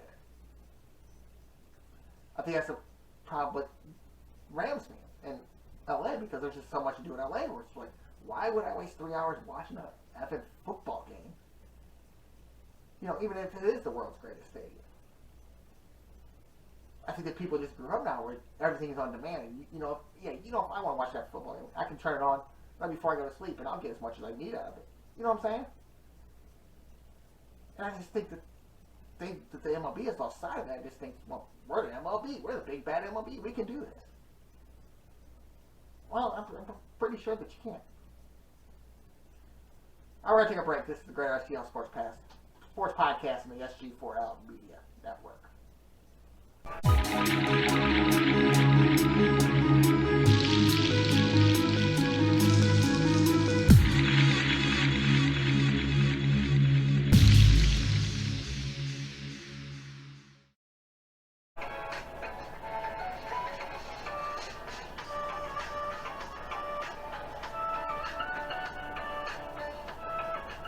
Hello and welcome back to the GreaterSTL Sports Podcast on the SG4L Media Network. Robert Bowlesby here with you. You can tweet the network at SG4LMN1. You can tweet the podcast at GSTLSP. Now, something to do for the last couple weeks. I looked up some stories for you to look up on the internet. We call this a little segment we like to call Weird News. And there's some pretty good ones that I looked up. I mean, if I went to all of them, we'd be going on hour-long segments of weird news. But a Lyft driver gets his ear off bit on the highway in St. Louis. A joyrider takes a white Bronco and drives around the infield of Petro Park in San Diego. And then there was a motorcycle chase before the NBA All-Star Game. I guess I'll hit on the Uber one first. I knew I couldn't do that. I knew it. The problem with me with the Uber thing is I don't get mad when I mess up my own stuff as much as I get mad when other people messed it up. So if you had somebody yell, and I've seen the videos on Facebook and YouTube and all that, and I have friends that do it that have told me crazy stories of people throwing stuff at you in your car. Let someone throw something at me in my car. Well, I would be so. I swear I couldn't handle. I mean, I'm not the biggest fan of. Like, I'm sometimes uncomfortable around. Not like I wouldn't say large groups of people. I'm uncomfortable around. I was gonna say. I didn't mean to say large groups. Around people, I would say. At sometimes. Like if someone riding with me in the back seat of my car, trying to talk to me. I don't know if I could handle it. And then the other two with the car chase, the motorcycle chase before the All-Star Game, and then the car driving to Petro Park. I was trying to think of like the last time I ever went on like a joyride, like a real joyride. Like I was going to have some fun. Like there's been times in the snow where I've been driving the truck or something, and you do donuts or whatever, have a little fun. But I can't remember like since I was probably 16, 17, 18 years, where I actually went out and was like, yeah, I'm going to mess up with stuff tonight. Like I remember going to the end of the Rock Road and trying to do stupid stuff in a stick Ford Tempo at that, when I ended up killing the car battery. We had to, I forgot, it's not called jump start the car. But whatever, we had to get the car started without jumper cables. Pop start. So I mean, I've done some less than okay stuff in cars. going back to the rock, thinking about trying to drive up mud hills and stuff like that. But I can't remember, I can't remember the last time I actually did something that wrong in a car or thought about even going on a joyride. Like, who thinks about going in a stadium? Who sees a gate open in a stadium? The people that said they let him in said, "Oh, I thought he was part of the ground crew," and they just let him. And he drove right to the right field wall. He was on the field, drove in the middle of the field. And field's all dirt somehow. I guess they just go right. I guess they're patched the ground. I don't know how that works. I'm not a ground crew member. It was on a ground crew. I don't know. We never had to deal with baseball field. But I just can't see I know I'm going to jail, and that doesn't sound too appealing to me. But it's just funny to see them kind of stories. Definitely the one with the lady biting the Uber driver's ear off, and then she stole his car. Not even that. The lady stole his car. Threw the guy's phone out the window, and then when he was trying to get out of the car, she stole the car. So, pretty funny stuff right there.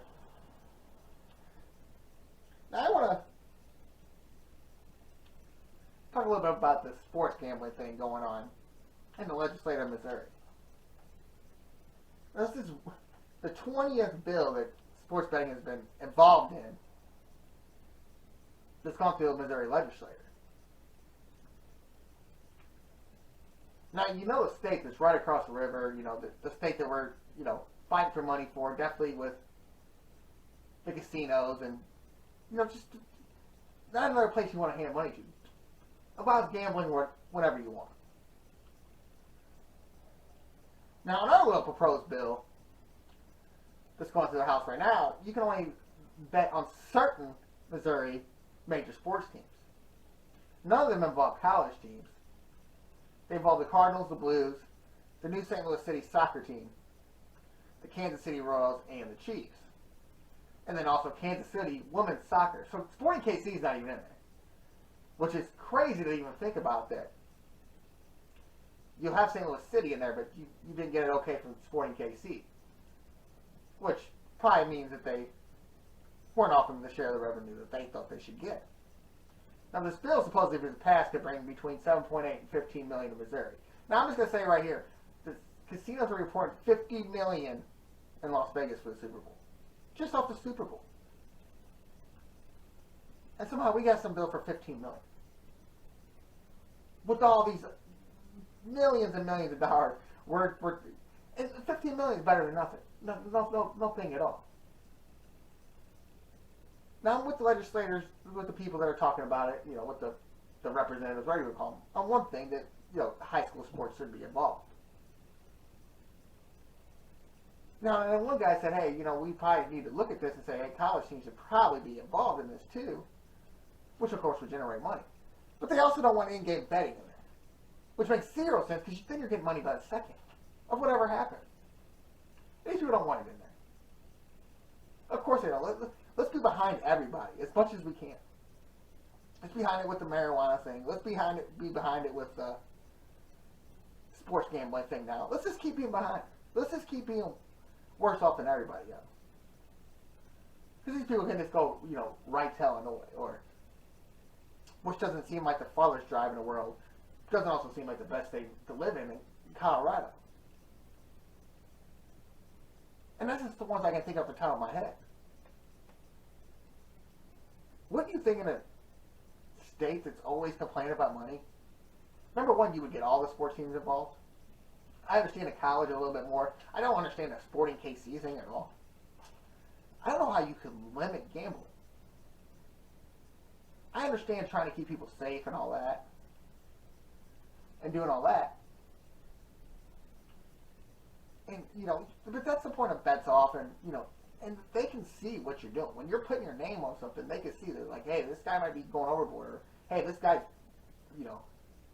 winning too much money off us. We got to stop this somehow. Instead of, nah, you can only bet on these 5 teams with no in-game betting. Just all of it to think about.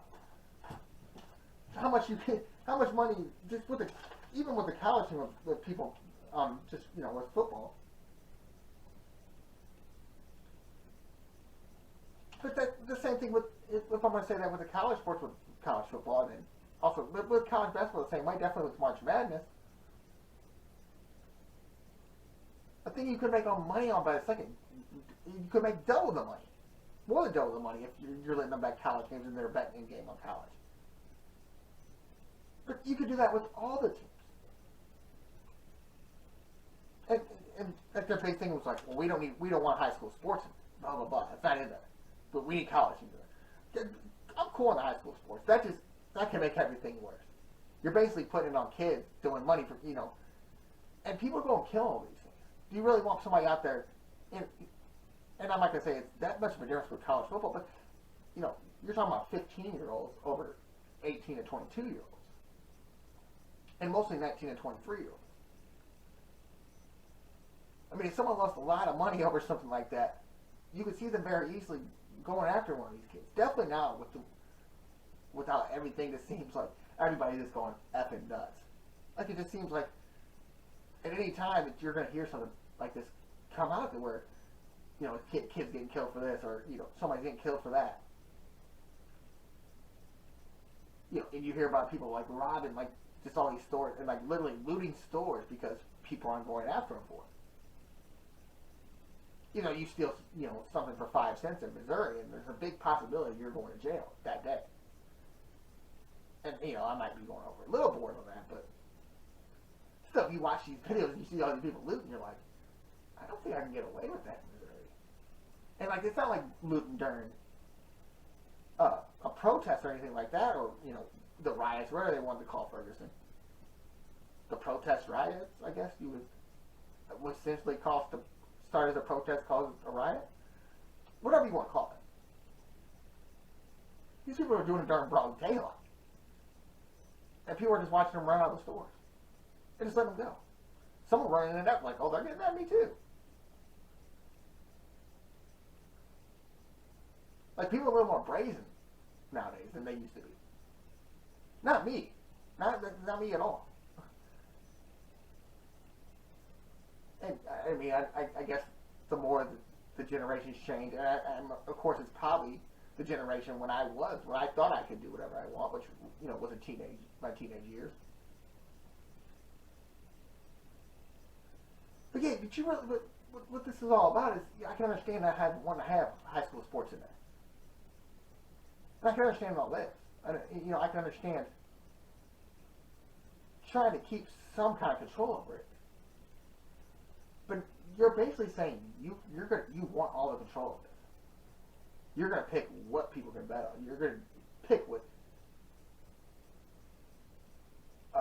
sports teams that people can like. Look, what if somebody from St. Louis and somebody from Missouri, let's say northern Missouri, is a fan of the Cubs or something, and you're basically taking another right from their vote and basically saying, well, this is all you can do, even though you're a fan of this and you're a fan of that. Like, you're basically telling people what they have to do. You're basically telling people you have to vote for the Cardinals or the Blues.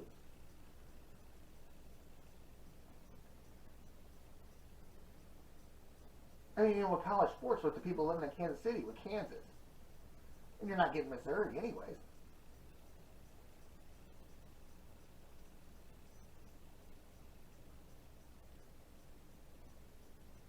But even that, you're basically forcing people to have a fandom just for something that essentially what some people might do it for a living, and some people might go overboard with it, but just as something fun for people, and you're going to make money off it.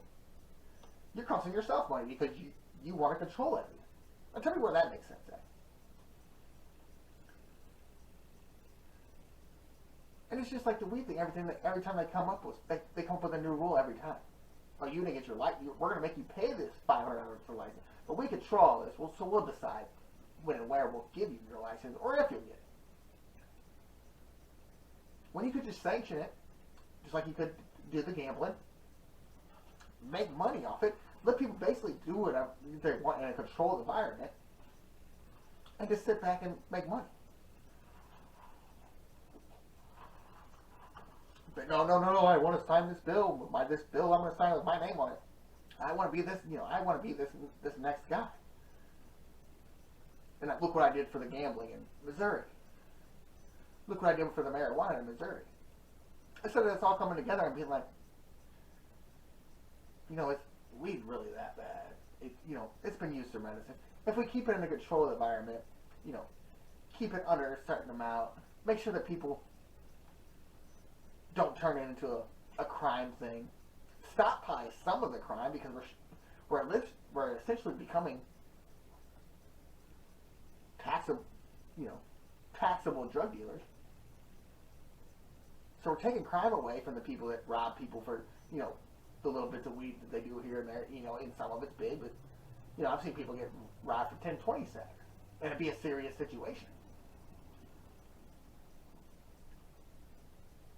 And also, and people want to say weed's a gateway drug, but if it's not to some people, and maybe you say, hey, well, we're giving this free thing out, and maybe you deter some people from doing other drugs because it's not as hard to get, or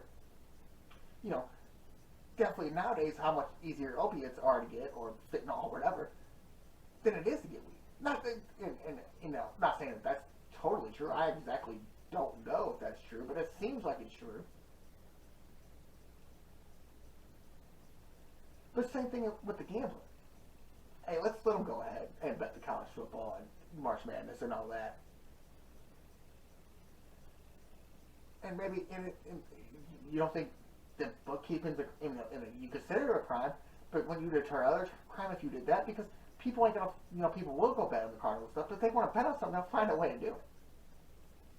Now I've heard people going over to the Casino Queen and making bets or sitting in the parking lot and making bets on DraftKings and stuff like that. Which I don't know how much trouble you could get in for that, so we won't name no names or nothing, but I know people that have done it. I've heard people say it on the radio, that calling on the radio shows, or maybe even the host, who knows, saying that they've done it. Doesn't seem to be a problem in Illinois. You don't hear about a bunch of sports betting crowd over in Illinois. You see that brings more sponsors. You see that brings DraftKings over to start their own sports book. Let's just lose that money. Let's lose money that is coming in anyways because we're going to legalize some stuff. But since we're not legalizing everything, well, they're probably not going to want to pay the money that they have in Illinois or that they have in other states. And they're so worried about the illegal gambling machines. Like, well, we got to get that thrown out. We got to stop that before we start with this. Well, I understand that you're trying to control something, but what's so bad about somebody putting their own money in a machine and it either winning you money or losing you money? What is that costing you? Except the fact that because you can't regulate it? Because they find a way around your stupid ass rules?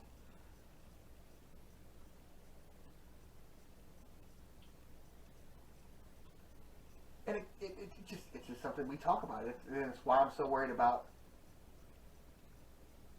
the $790 million being spent. Because it's not just in St. Louis, it's nowhere in this state we can get it together.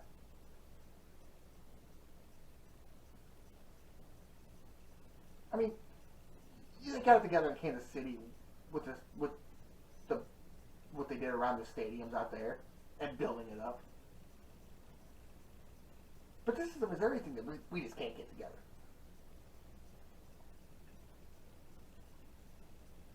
So many people working and fighting against each other. The whole political, and I'm not going to talk about too much of those, but the whole party thing should be thrown out. Honestly, everything should be ran off committees. To me, you should get 6, 7 people that know what you're doing for whatever, 2 years, almost like an arbitration board. And this stuff is being figured out between hundreds of people that just want their name on a piece of paper and say they did this and did this, I did this and I did that. They're on purpose not getting along to get their way. And it's kind of stupid. And I'm not even the biggest gambler in the world. And that's what I think irritates me even more. That, like, well, if I wanted to spend my money on something, I should be able to spend my money on it. Because you've already taxed me on it. So you're just basically getting another tax off me. And you're mad about that? No, I can't remember where I heard this, but someone was saying that your money's taxed up to 3 times. By the time you spend that money and cash your check and go through all that, by the time you make the money, it goes through the system, you cash it, you go into the store or whatever, you pay for what you have to pay for, which is already taxed. Then they throw another tax on it. And so really, essentially, you're only getting about half of whatever you've actually made.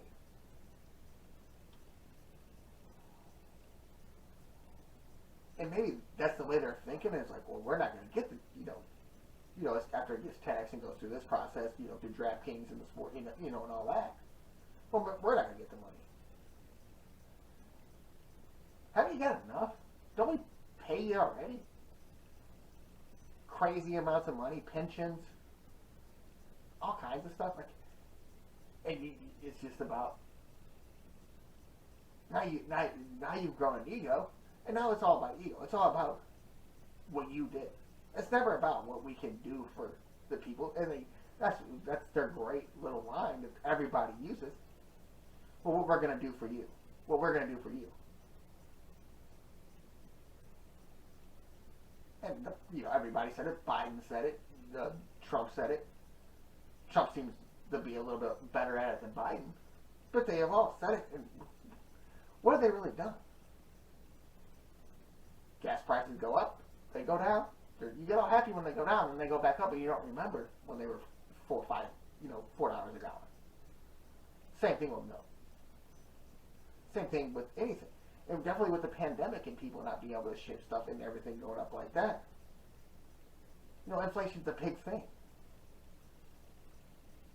It's kind of like the same thing with even used cars now, or houses, anything like that. Everything's gone up to where, it's 50, you've lost 50% of the value once you drive it off the lot. Well, that ain't the case no more. Or houses that are worth $150,000 and people are, going at them for $190,000, $200,000.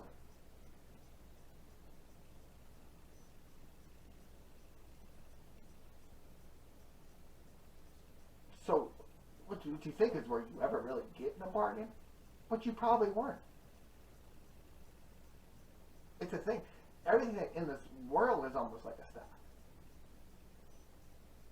There's always times when that stock's real high, and there's always times when that stock's real down.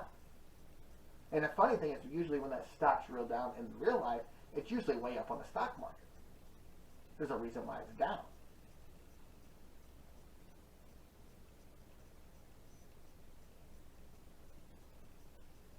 And that's the problem. Is that people just don't think this stuff up. They just think like, well, we've had this for so long.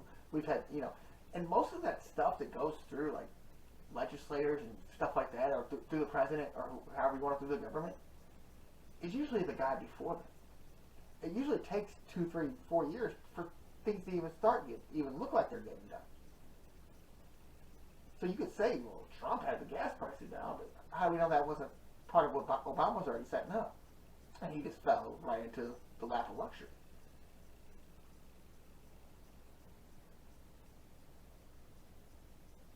But at least when he knew he fell in that lap of luxury, even though he was cocky about it, he knew what he fell into. And that's the problem here with the sports gambling thing, is these politicians in Missouri haven't realized that they're getting it thrown at them. Not only to help them, but help the state. And also provide another form of entertainment to where we're not going over to Illinois, or we're not going to Kansas, or we're not going to Colorado to do these, to make a little bet on, the Cubs. Or even the Cardinals. Well, at this point right now, any team in St. Louis, you have to go over to Illinois to do. And for this to now just be coming out, oh, we got this bill through. Well, all these people have to see these bills. Someone has to approve this bill to get it where it's at. But But now all of a sudden, when this bill all of a sudden gets to a point where it can be voted on and it can pass, all of a sudden there's bad things about it. It's kind of like it's an economic bill where they kept trying to throw something, a bunch of money for abortion in there. It's the same thing essentially, and abortion's way worse. And I won't even act like it's not.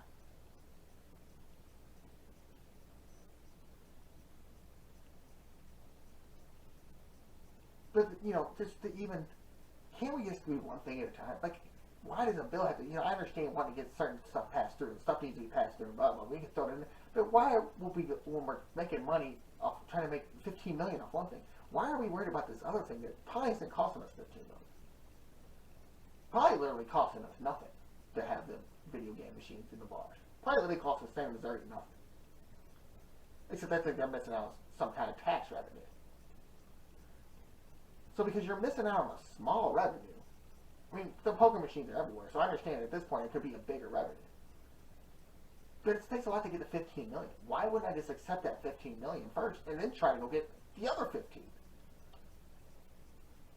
Why do I have to get 30 at once? Where I know I'm going to get this 15 and more if I went the right way about it and let people do what they wanted to do. But if now I'm going to get this 15 that I'm automatically going to get, and let's just say it's not 15. Let's say at the low point they say it's 7.8 million. Okay, well I'm going to go get this 8 million, and let's say these poker machines are done already. I'm going to go get this other 8. Then I don't need nothing. I got my 15 million, and then we can go after whatever you want. The first time this bill ran through it, whatever it said, it should have been passed easily. Wouldn't have been a thought on my mind not to pass it if I was one of the people. But it depends on what else was on the bill. That's the problem here. Everybody has to have their little points. The Republicans going to have their shit on there, and the Democrats have to have their stuff on there. Everybody has to have a piece of the pie. Well, we can all get this piece of the pie right here, but because you like this piece of the pie, I want this other piece of pie. So I want 2 pies. And so this other side's like, well, I want 2 pies. When we're not going to eat the 2 pies, we're never even close to eating the 2 pies. But we could just all share this one pie and just be happy about it. And be like, hey, we did something. And that's what, and the people that always have that kind of opinion never get voted in. Never say, the ones that say, hey, I'm not trying to be this politician. I want to help. Those guys never get voted in because they're never on the same side with their constituents. So you're never on the same side with the left. You're never on the same side with the right. You're never on the same side. And if you're not, and the problem is there's so many people out here that have lost hope in so many things, definitely with America, definitely with hope, that they want to believe in something, and they've gone political to do it. And it was just the wrong way to go, and so there's no middle people anymore.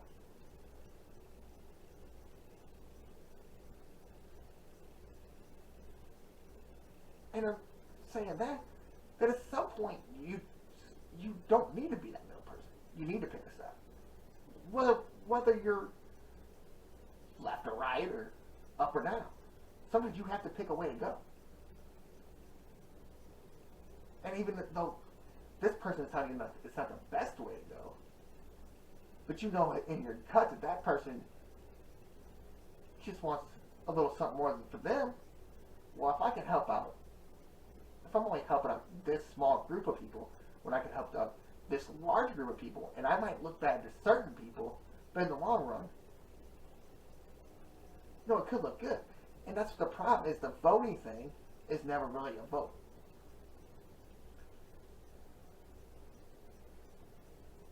They're going to see what your opinion is and see how much people have that opinion and be like, oh, well, maybe we should go that way. But if they really know what they can put out there and what's going to go on, they found multiple ways always to manipulate that.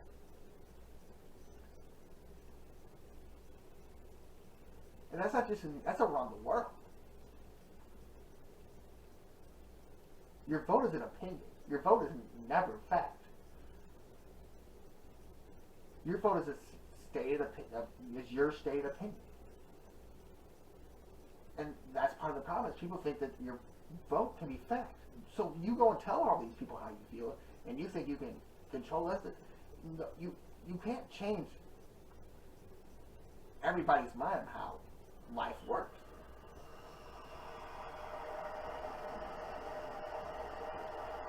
And that's what, so there'll never be a 50-50 consensus on things ever, because you still have people that want to choose how their life goes, whether it's left, right, up, or down.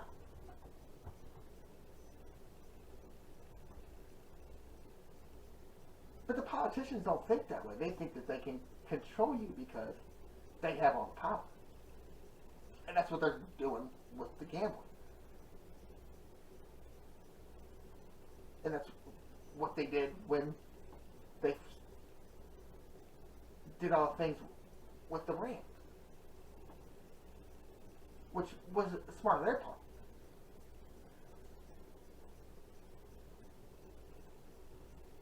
But because the government has their agendas and all that, it's why we lost. It's why we lost the Rams.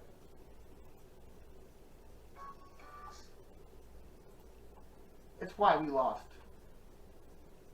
the Cardinals before that. It's why the Cardinals, the baseball Cardinals, are threatening to move to Illinois. It's why we're publicly funding an MLS team right now. Because everybody has their agenda. Well, it could just be, like, the MLS team is good for the people. How is that not a consistent with thing? Well, but we have to spend this amount of money. It never becomes totally our money. Because, if we would have my way, we would have got more. Which is the dumbest thing. Or if we would have went to, and I can understand that people can think that, well there's so many of them, so there's so many Democrats, and so that you can think that they all are going to agree on everything. But they're not. It just doesn't work that way. Nobody I can ever think about in history of life has ever agreed on the same things 100% of the time. But they have people who make you believe that. And that's why I'm a Republican or I'm a Democrat. And like, really, the people should have together, the mayor, the governors, and all that, should all got together and say, we're going to pick these certain people that we believe have contrary beliefs,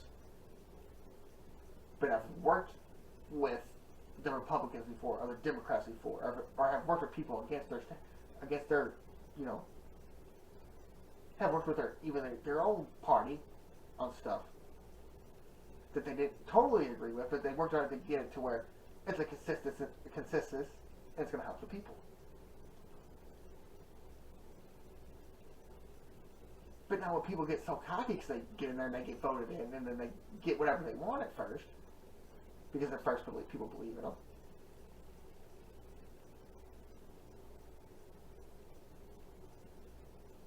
Then when they're in there for 2, 3, 4 terms, if they just think that, well, I got this through before, it's not going to be that hard again, and if not, I'll just fight it.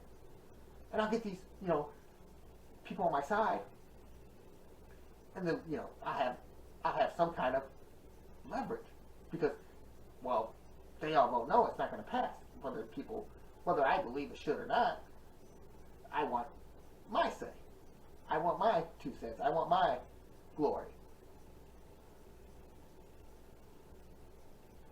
Instead of just letting people have their own glory. And it's like, I don't see how they would think that it would be cool to have someone, bet some parlay somewhere on March Madness and wow, they're going to win a lot of money. I think this is just a role to say well, if we keep it at this, it's harder than just the bet to know what's going to happen every night. Instead of going around the world and doing as much betting as you can, trying to win money. A sports book's not just taking money from Joe Schmo. They're also taking money from,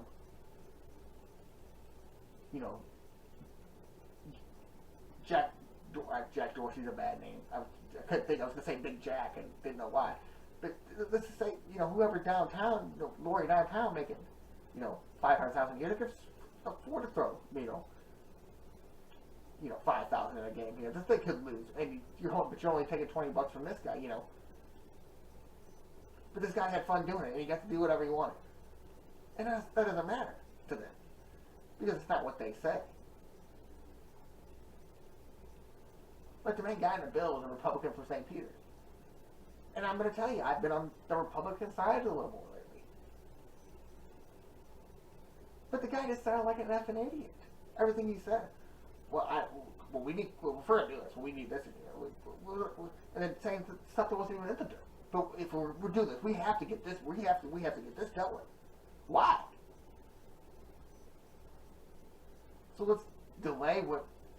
Sooner or later, someone's going to make it to inevitable. Someone's going to come in here and be like, "Man, we messed up. Like, dude, we could have been making this money since 2018. Are you serious?" And with gambling being legal everywhere, it can only grow. Like, I'm sure that there's people that can't go to the casino Queen in Illinois, but I can go over here and you're going to get people from around the world. I mean, it's happened with lotteries before, which I don't know how that works, but people that have bought lottery tickets in different states or scratchers in different states.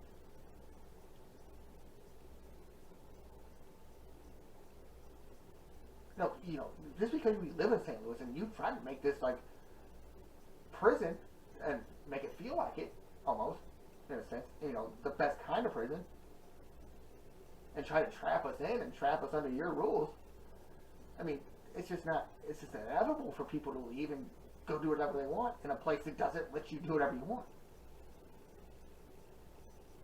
And this is how people roll. They're going to have their people that are going to comply to all the rules and all that, and just want to be safe as possible. But you're going to have a lot more and be like, and if whoever passes it through, I mean, you got to think if it's a Democrat or Republican that passes it through, half, more than probably half of the Republicans that a Democrat gets it through are going to go against the rules. The same way they're on the other side. And people are like, well, no, we're not like that. Our party's not like that. As Republicans, we stand by our. Shut up. You say about your people when you need to. When everybody thinks that Trump's gonna be like the dictator of the world. And that's the funny thing is, it still goes on. It's been 2 years, people. It's over. It's like the Rams thing. Except it was like 5 years and they won a Super Bowl like last week. But it's over. Get over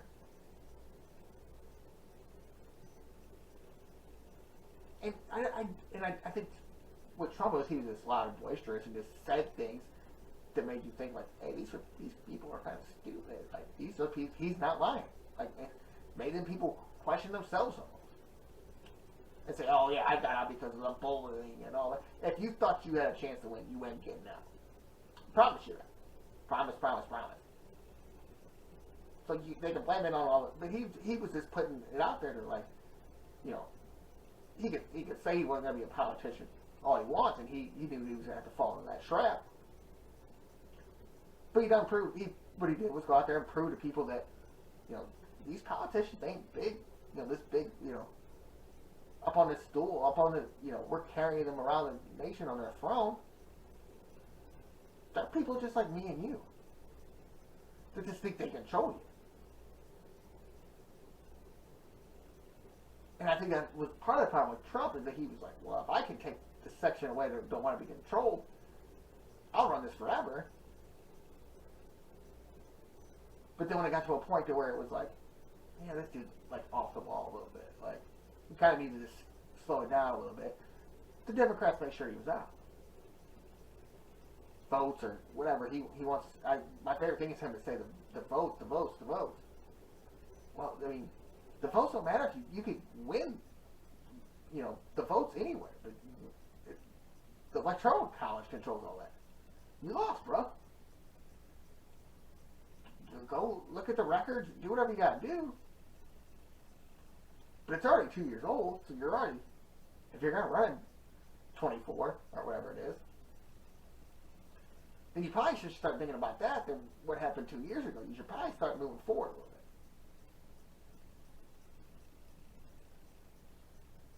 And that's the same problem with our government. We just don't move forward. Once we think something's there, I mean, I'm pretty sure that I was seeing something today, but some guy, I can't remember if it was Schmidt or Greitens or whoever it was. Some guy, has no problem being in politics. Has come back and running for the U.S. Senate. I'm pretty sure it was Schmidt. But not that it matters. But they just try to go in there and wrong, and just go in there and just wrong. Well, yeah, he was a politician in St. Louis and Missouri for 10 years. Now he wants to be the governor, and we just let it happen. And I highly, highly don't understand it. Because we do got some good, smart people out here. The Antonio French thing I never understood, because he's not one of them. But you can hear some of these politicians that get out here and say, how they really feel and what they're going to do. And you could take most of that with a grain of salt. As I do on anything that's said by a politician.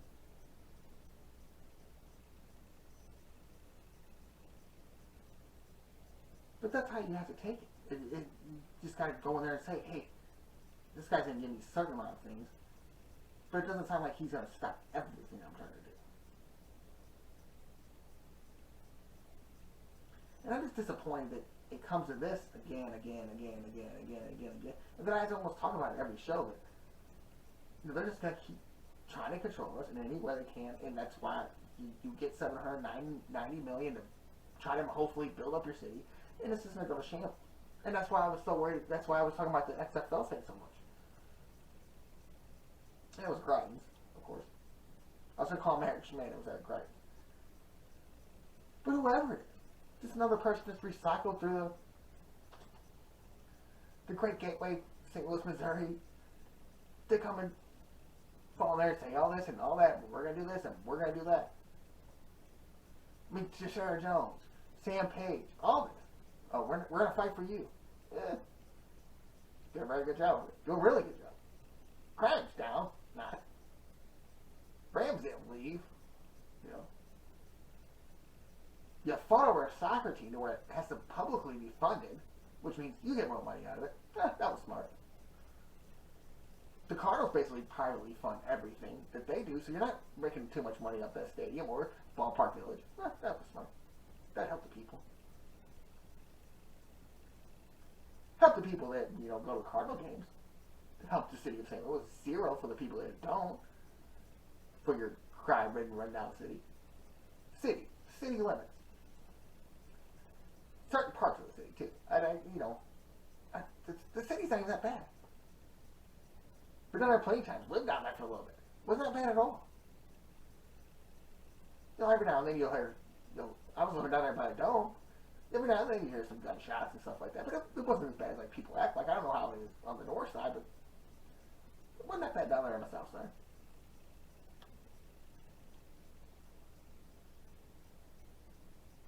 But if you bring more money in, let's just say, well, yeah, we're going to need more money for cops to do this. Well, do this thing. Well, if we're getting $15 million off sports books and stuff like that, which I can't see, but even what we get, we can put that to police funding that we've had to take money away from. That's probably why people are doing the things they do. And definitely with all the things that are happening with now the cops are getting charged with anything they do, because 90% of it they should get charged for. That people are going to pretty much, see what they can get away with. And that's not people's fault. That's the government and the police's fault. You guys did this. And now people are rebelling. And that's not on Trump. That's just people, kind of just getting fed up. So, where I understand it, because I'm fed up, where I got to read this, all the particulars of this stupid bill. It's disheartening to read that we can't get it done. It's disheartening that the state next to us gets everything done, 10 times. It's like when, you get the Chiefs gear in Africa when they lost the Super Bowl. That's kind of how I feel with St. Louis. We're just now finding out that the Chiefs won a Super Bowl, but whoever, Okay, let's just go this year with the people getting people in Africa getting the Bengals Super Bowl shirts, or the San Francisco Western Conference shirts. I feel like that's what we're getting in St. Louis, and then we just find out, 5 years later that, the Los Angeles Rams won the Super Bowl, and if they won the NFC Championship, we just found that out. It just happened to be it happened 3-4 years ago, and we're late on everything. We're late to the party and everything. That's what happens when and people just don't realize it because they're trying to love their city, which I understand, me too. But when you hear about them almost losing the baseball Cardinals, that attract 3 million people a year, that bring money to your hotels, people are coming from all over the place. The Cardinals is a brand. St. Louis ain't the brand. The Cardinals are the brand, and you almost lost that brand, and you're not making crap off of it. You make your little taxes and stuff, but you give them tax reprieves on all the build stuff. No, I'm not gonna call it unusable land or non-usable land. The land that you're not using that could be built in something on it, something that provides money to the city. We can't get that out.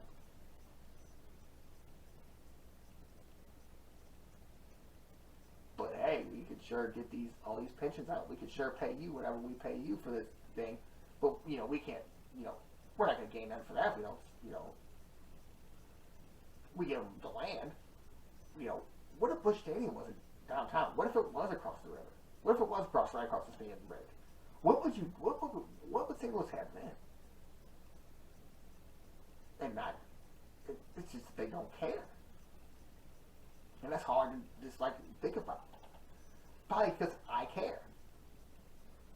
And the people that don't care, just want to watch baseball and hockey, are probably saying, why are you talking about this so much on the podcast lately?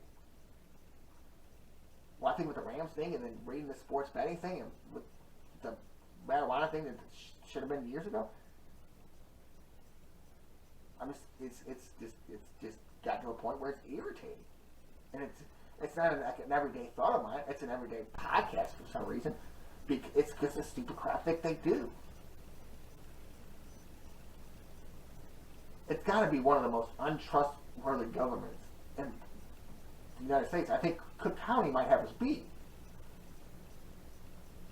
But they're smart enough to get some of that revenue in Illinois to a state that was a few years ago, and I haven't heard that in a while, that was dying for money.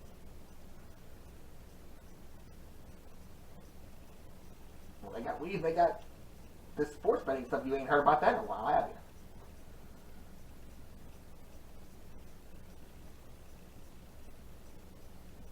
I mean, they literally had half their political office in prison for stuff that they've done.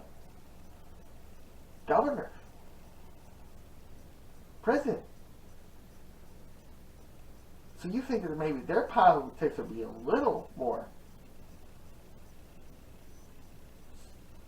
watch over, ours would be a little more lax than theirs. No. We have nothing, and all of a sudden, you don't hear a word about how broke Illinois is. Huh. Wonder how that happened. Oh, they probably, instead of, saying, hey, you can only vote on the Cubs and the Bulls, and there's nothing else, I guess you could vote on the Chicago Fire and the Blackhawks. But, yeah, that's it. No, they said, hey, let's make some money around here. How can a state that's been so broke just overpass us? Not that we were ever above them, but you would think we would want to not be the state that's behind them. So you're having a state that's already above you just flying past you. It's not a very hard matter to crime. Yet we can't. The state of Missouri can't climb it. Can't figure out why or how to climb it. It's not a mountain. It's a step ladder. And you can't step on all them steps at one time. It's one step at a time. And of course, we gotta, again, we gotta be forced. And this is coming from a person that doesn't bet. It doesn't like politics. Doesn't try to get into this stuff. I just don't understand why you're taking a form of something that makes you money and brings entertainment to people.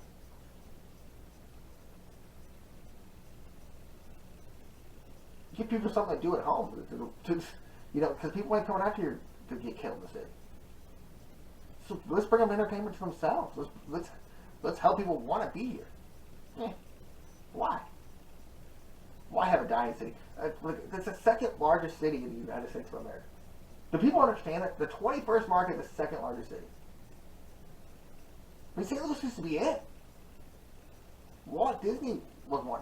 Walt Disneylands were going to be built here. So we got Six Flags in Eureka. We call it you can call it Six Flags St. Louis all you want. I'm gonna call it Six Flags Eureka. Probably because you couldn't figure that out. I never looked at the story, but you probably couldn't figure that out. You couldn't figure out the Walt Disney thing. Couldn't figure out 2 football teams. I almost had your baseball team in Illinois. Wouldn't that have been something? What would they do? I should have thought this out a second ago before I'm went on my little rant. What would they do with the sports betting if the Cardinals were actually their little legitimate address was Illinois, an Illinois address?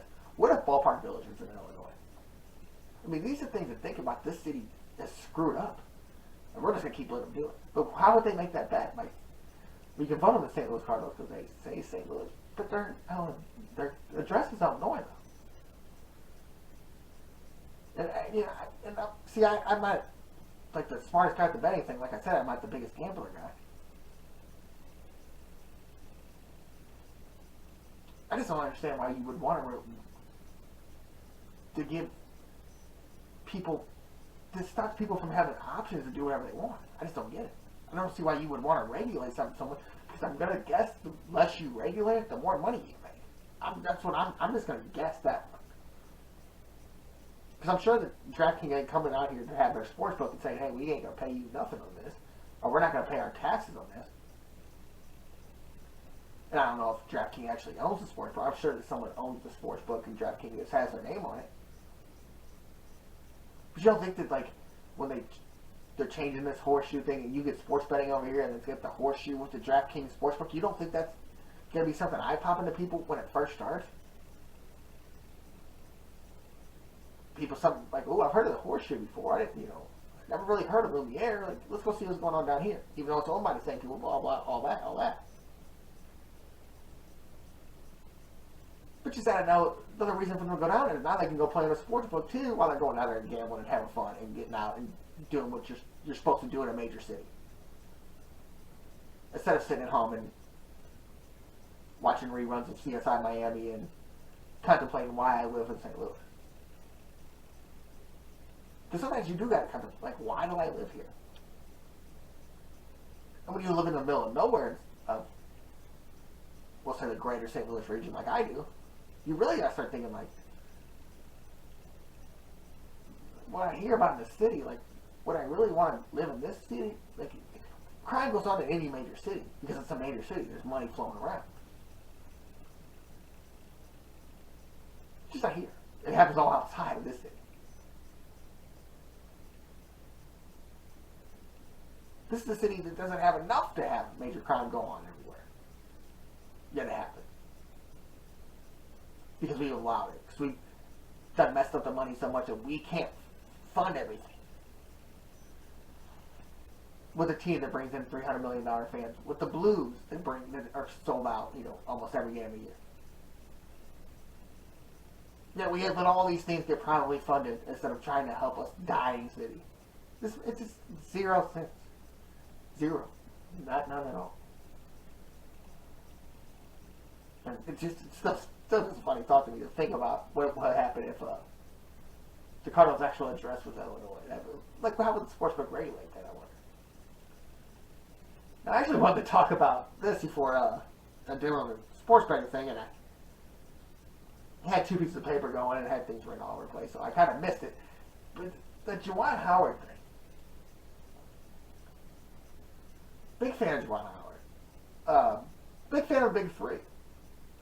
You remember being a young kid in the college days and when they were at Michigan, and you know, they created a culture at that time because nobody was wearing the baggy basketball shorts and all that. They came in a different era. During the hip hop era, which also helps, and when you're, three of the best players in the nation all on one team, I mean, you're going to get some notoriety. And a funny thing I seen about that big three thing was, if Jawan Howard should have smacked anybody, he should have smacked Chris Webber for calling a timeout. And if you remember, Chris Webber called a timeout and late in the game of the Final Four, the timeout that they didn't have. So big Jawan Howard fan. Remember the Wizards days, the Dallas days, all that. So he ends up smacking an assistant coach after an altercation started because he went to a coach and said, "I won't forget that," about calling timeout, and the coach kind of shut him with his elbow a little bit. Now, I've watched the video a few times, and you can kind of see that he puts maybe his arm up, maybe kind of blocks him to say, "Hey, let's talk," and Jawan ain't had it.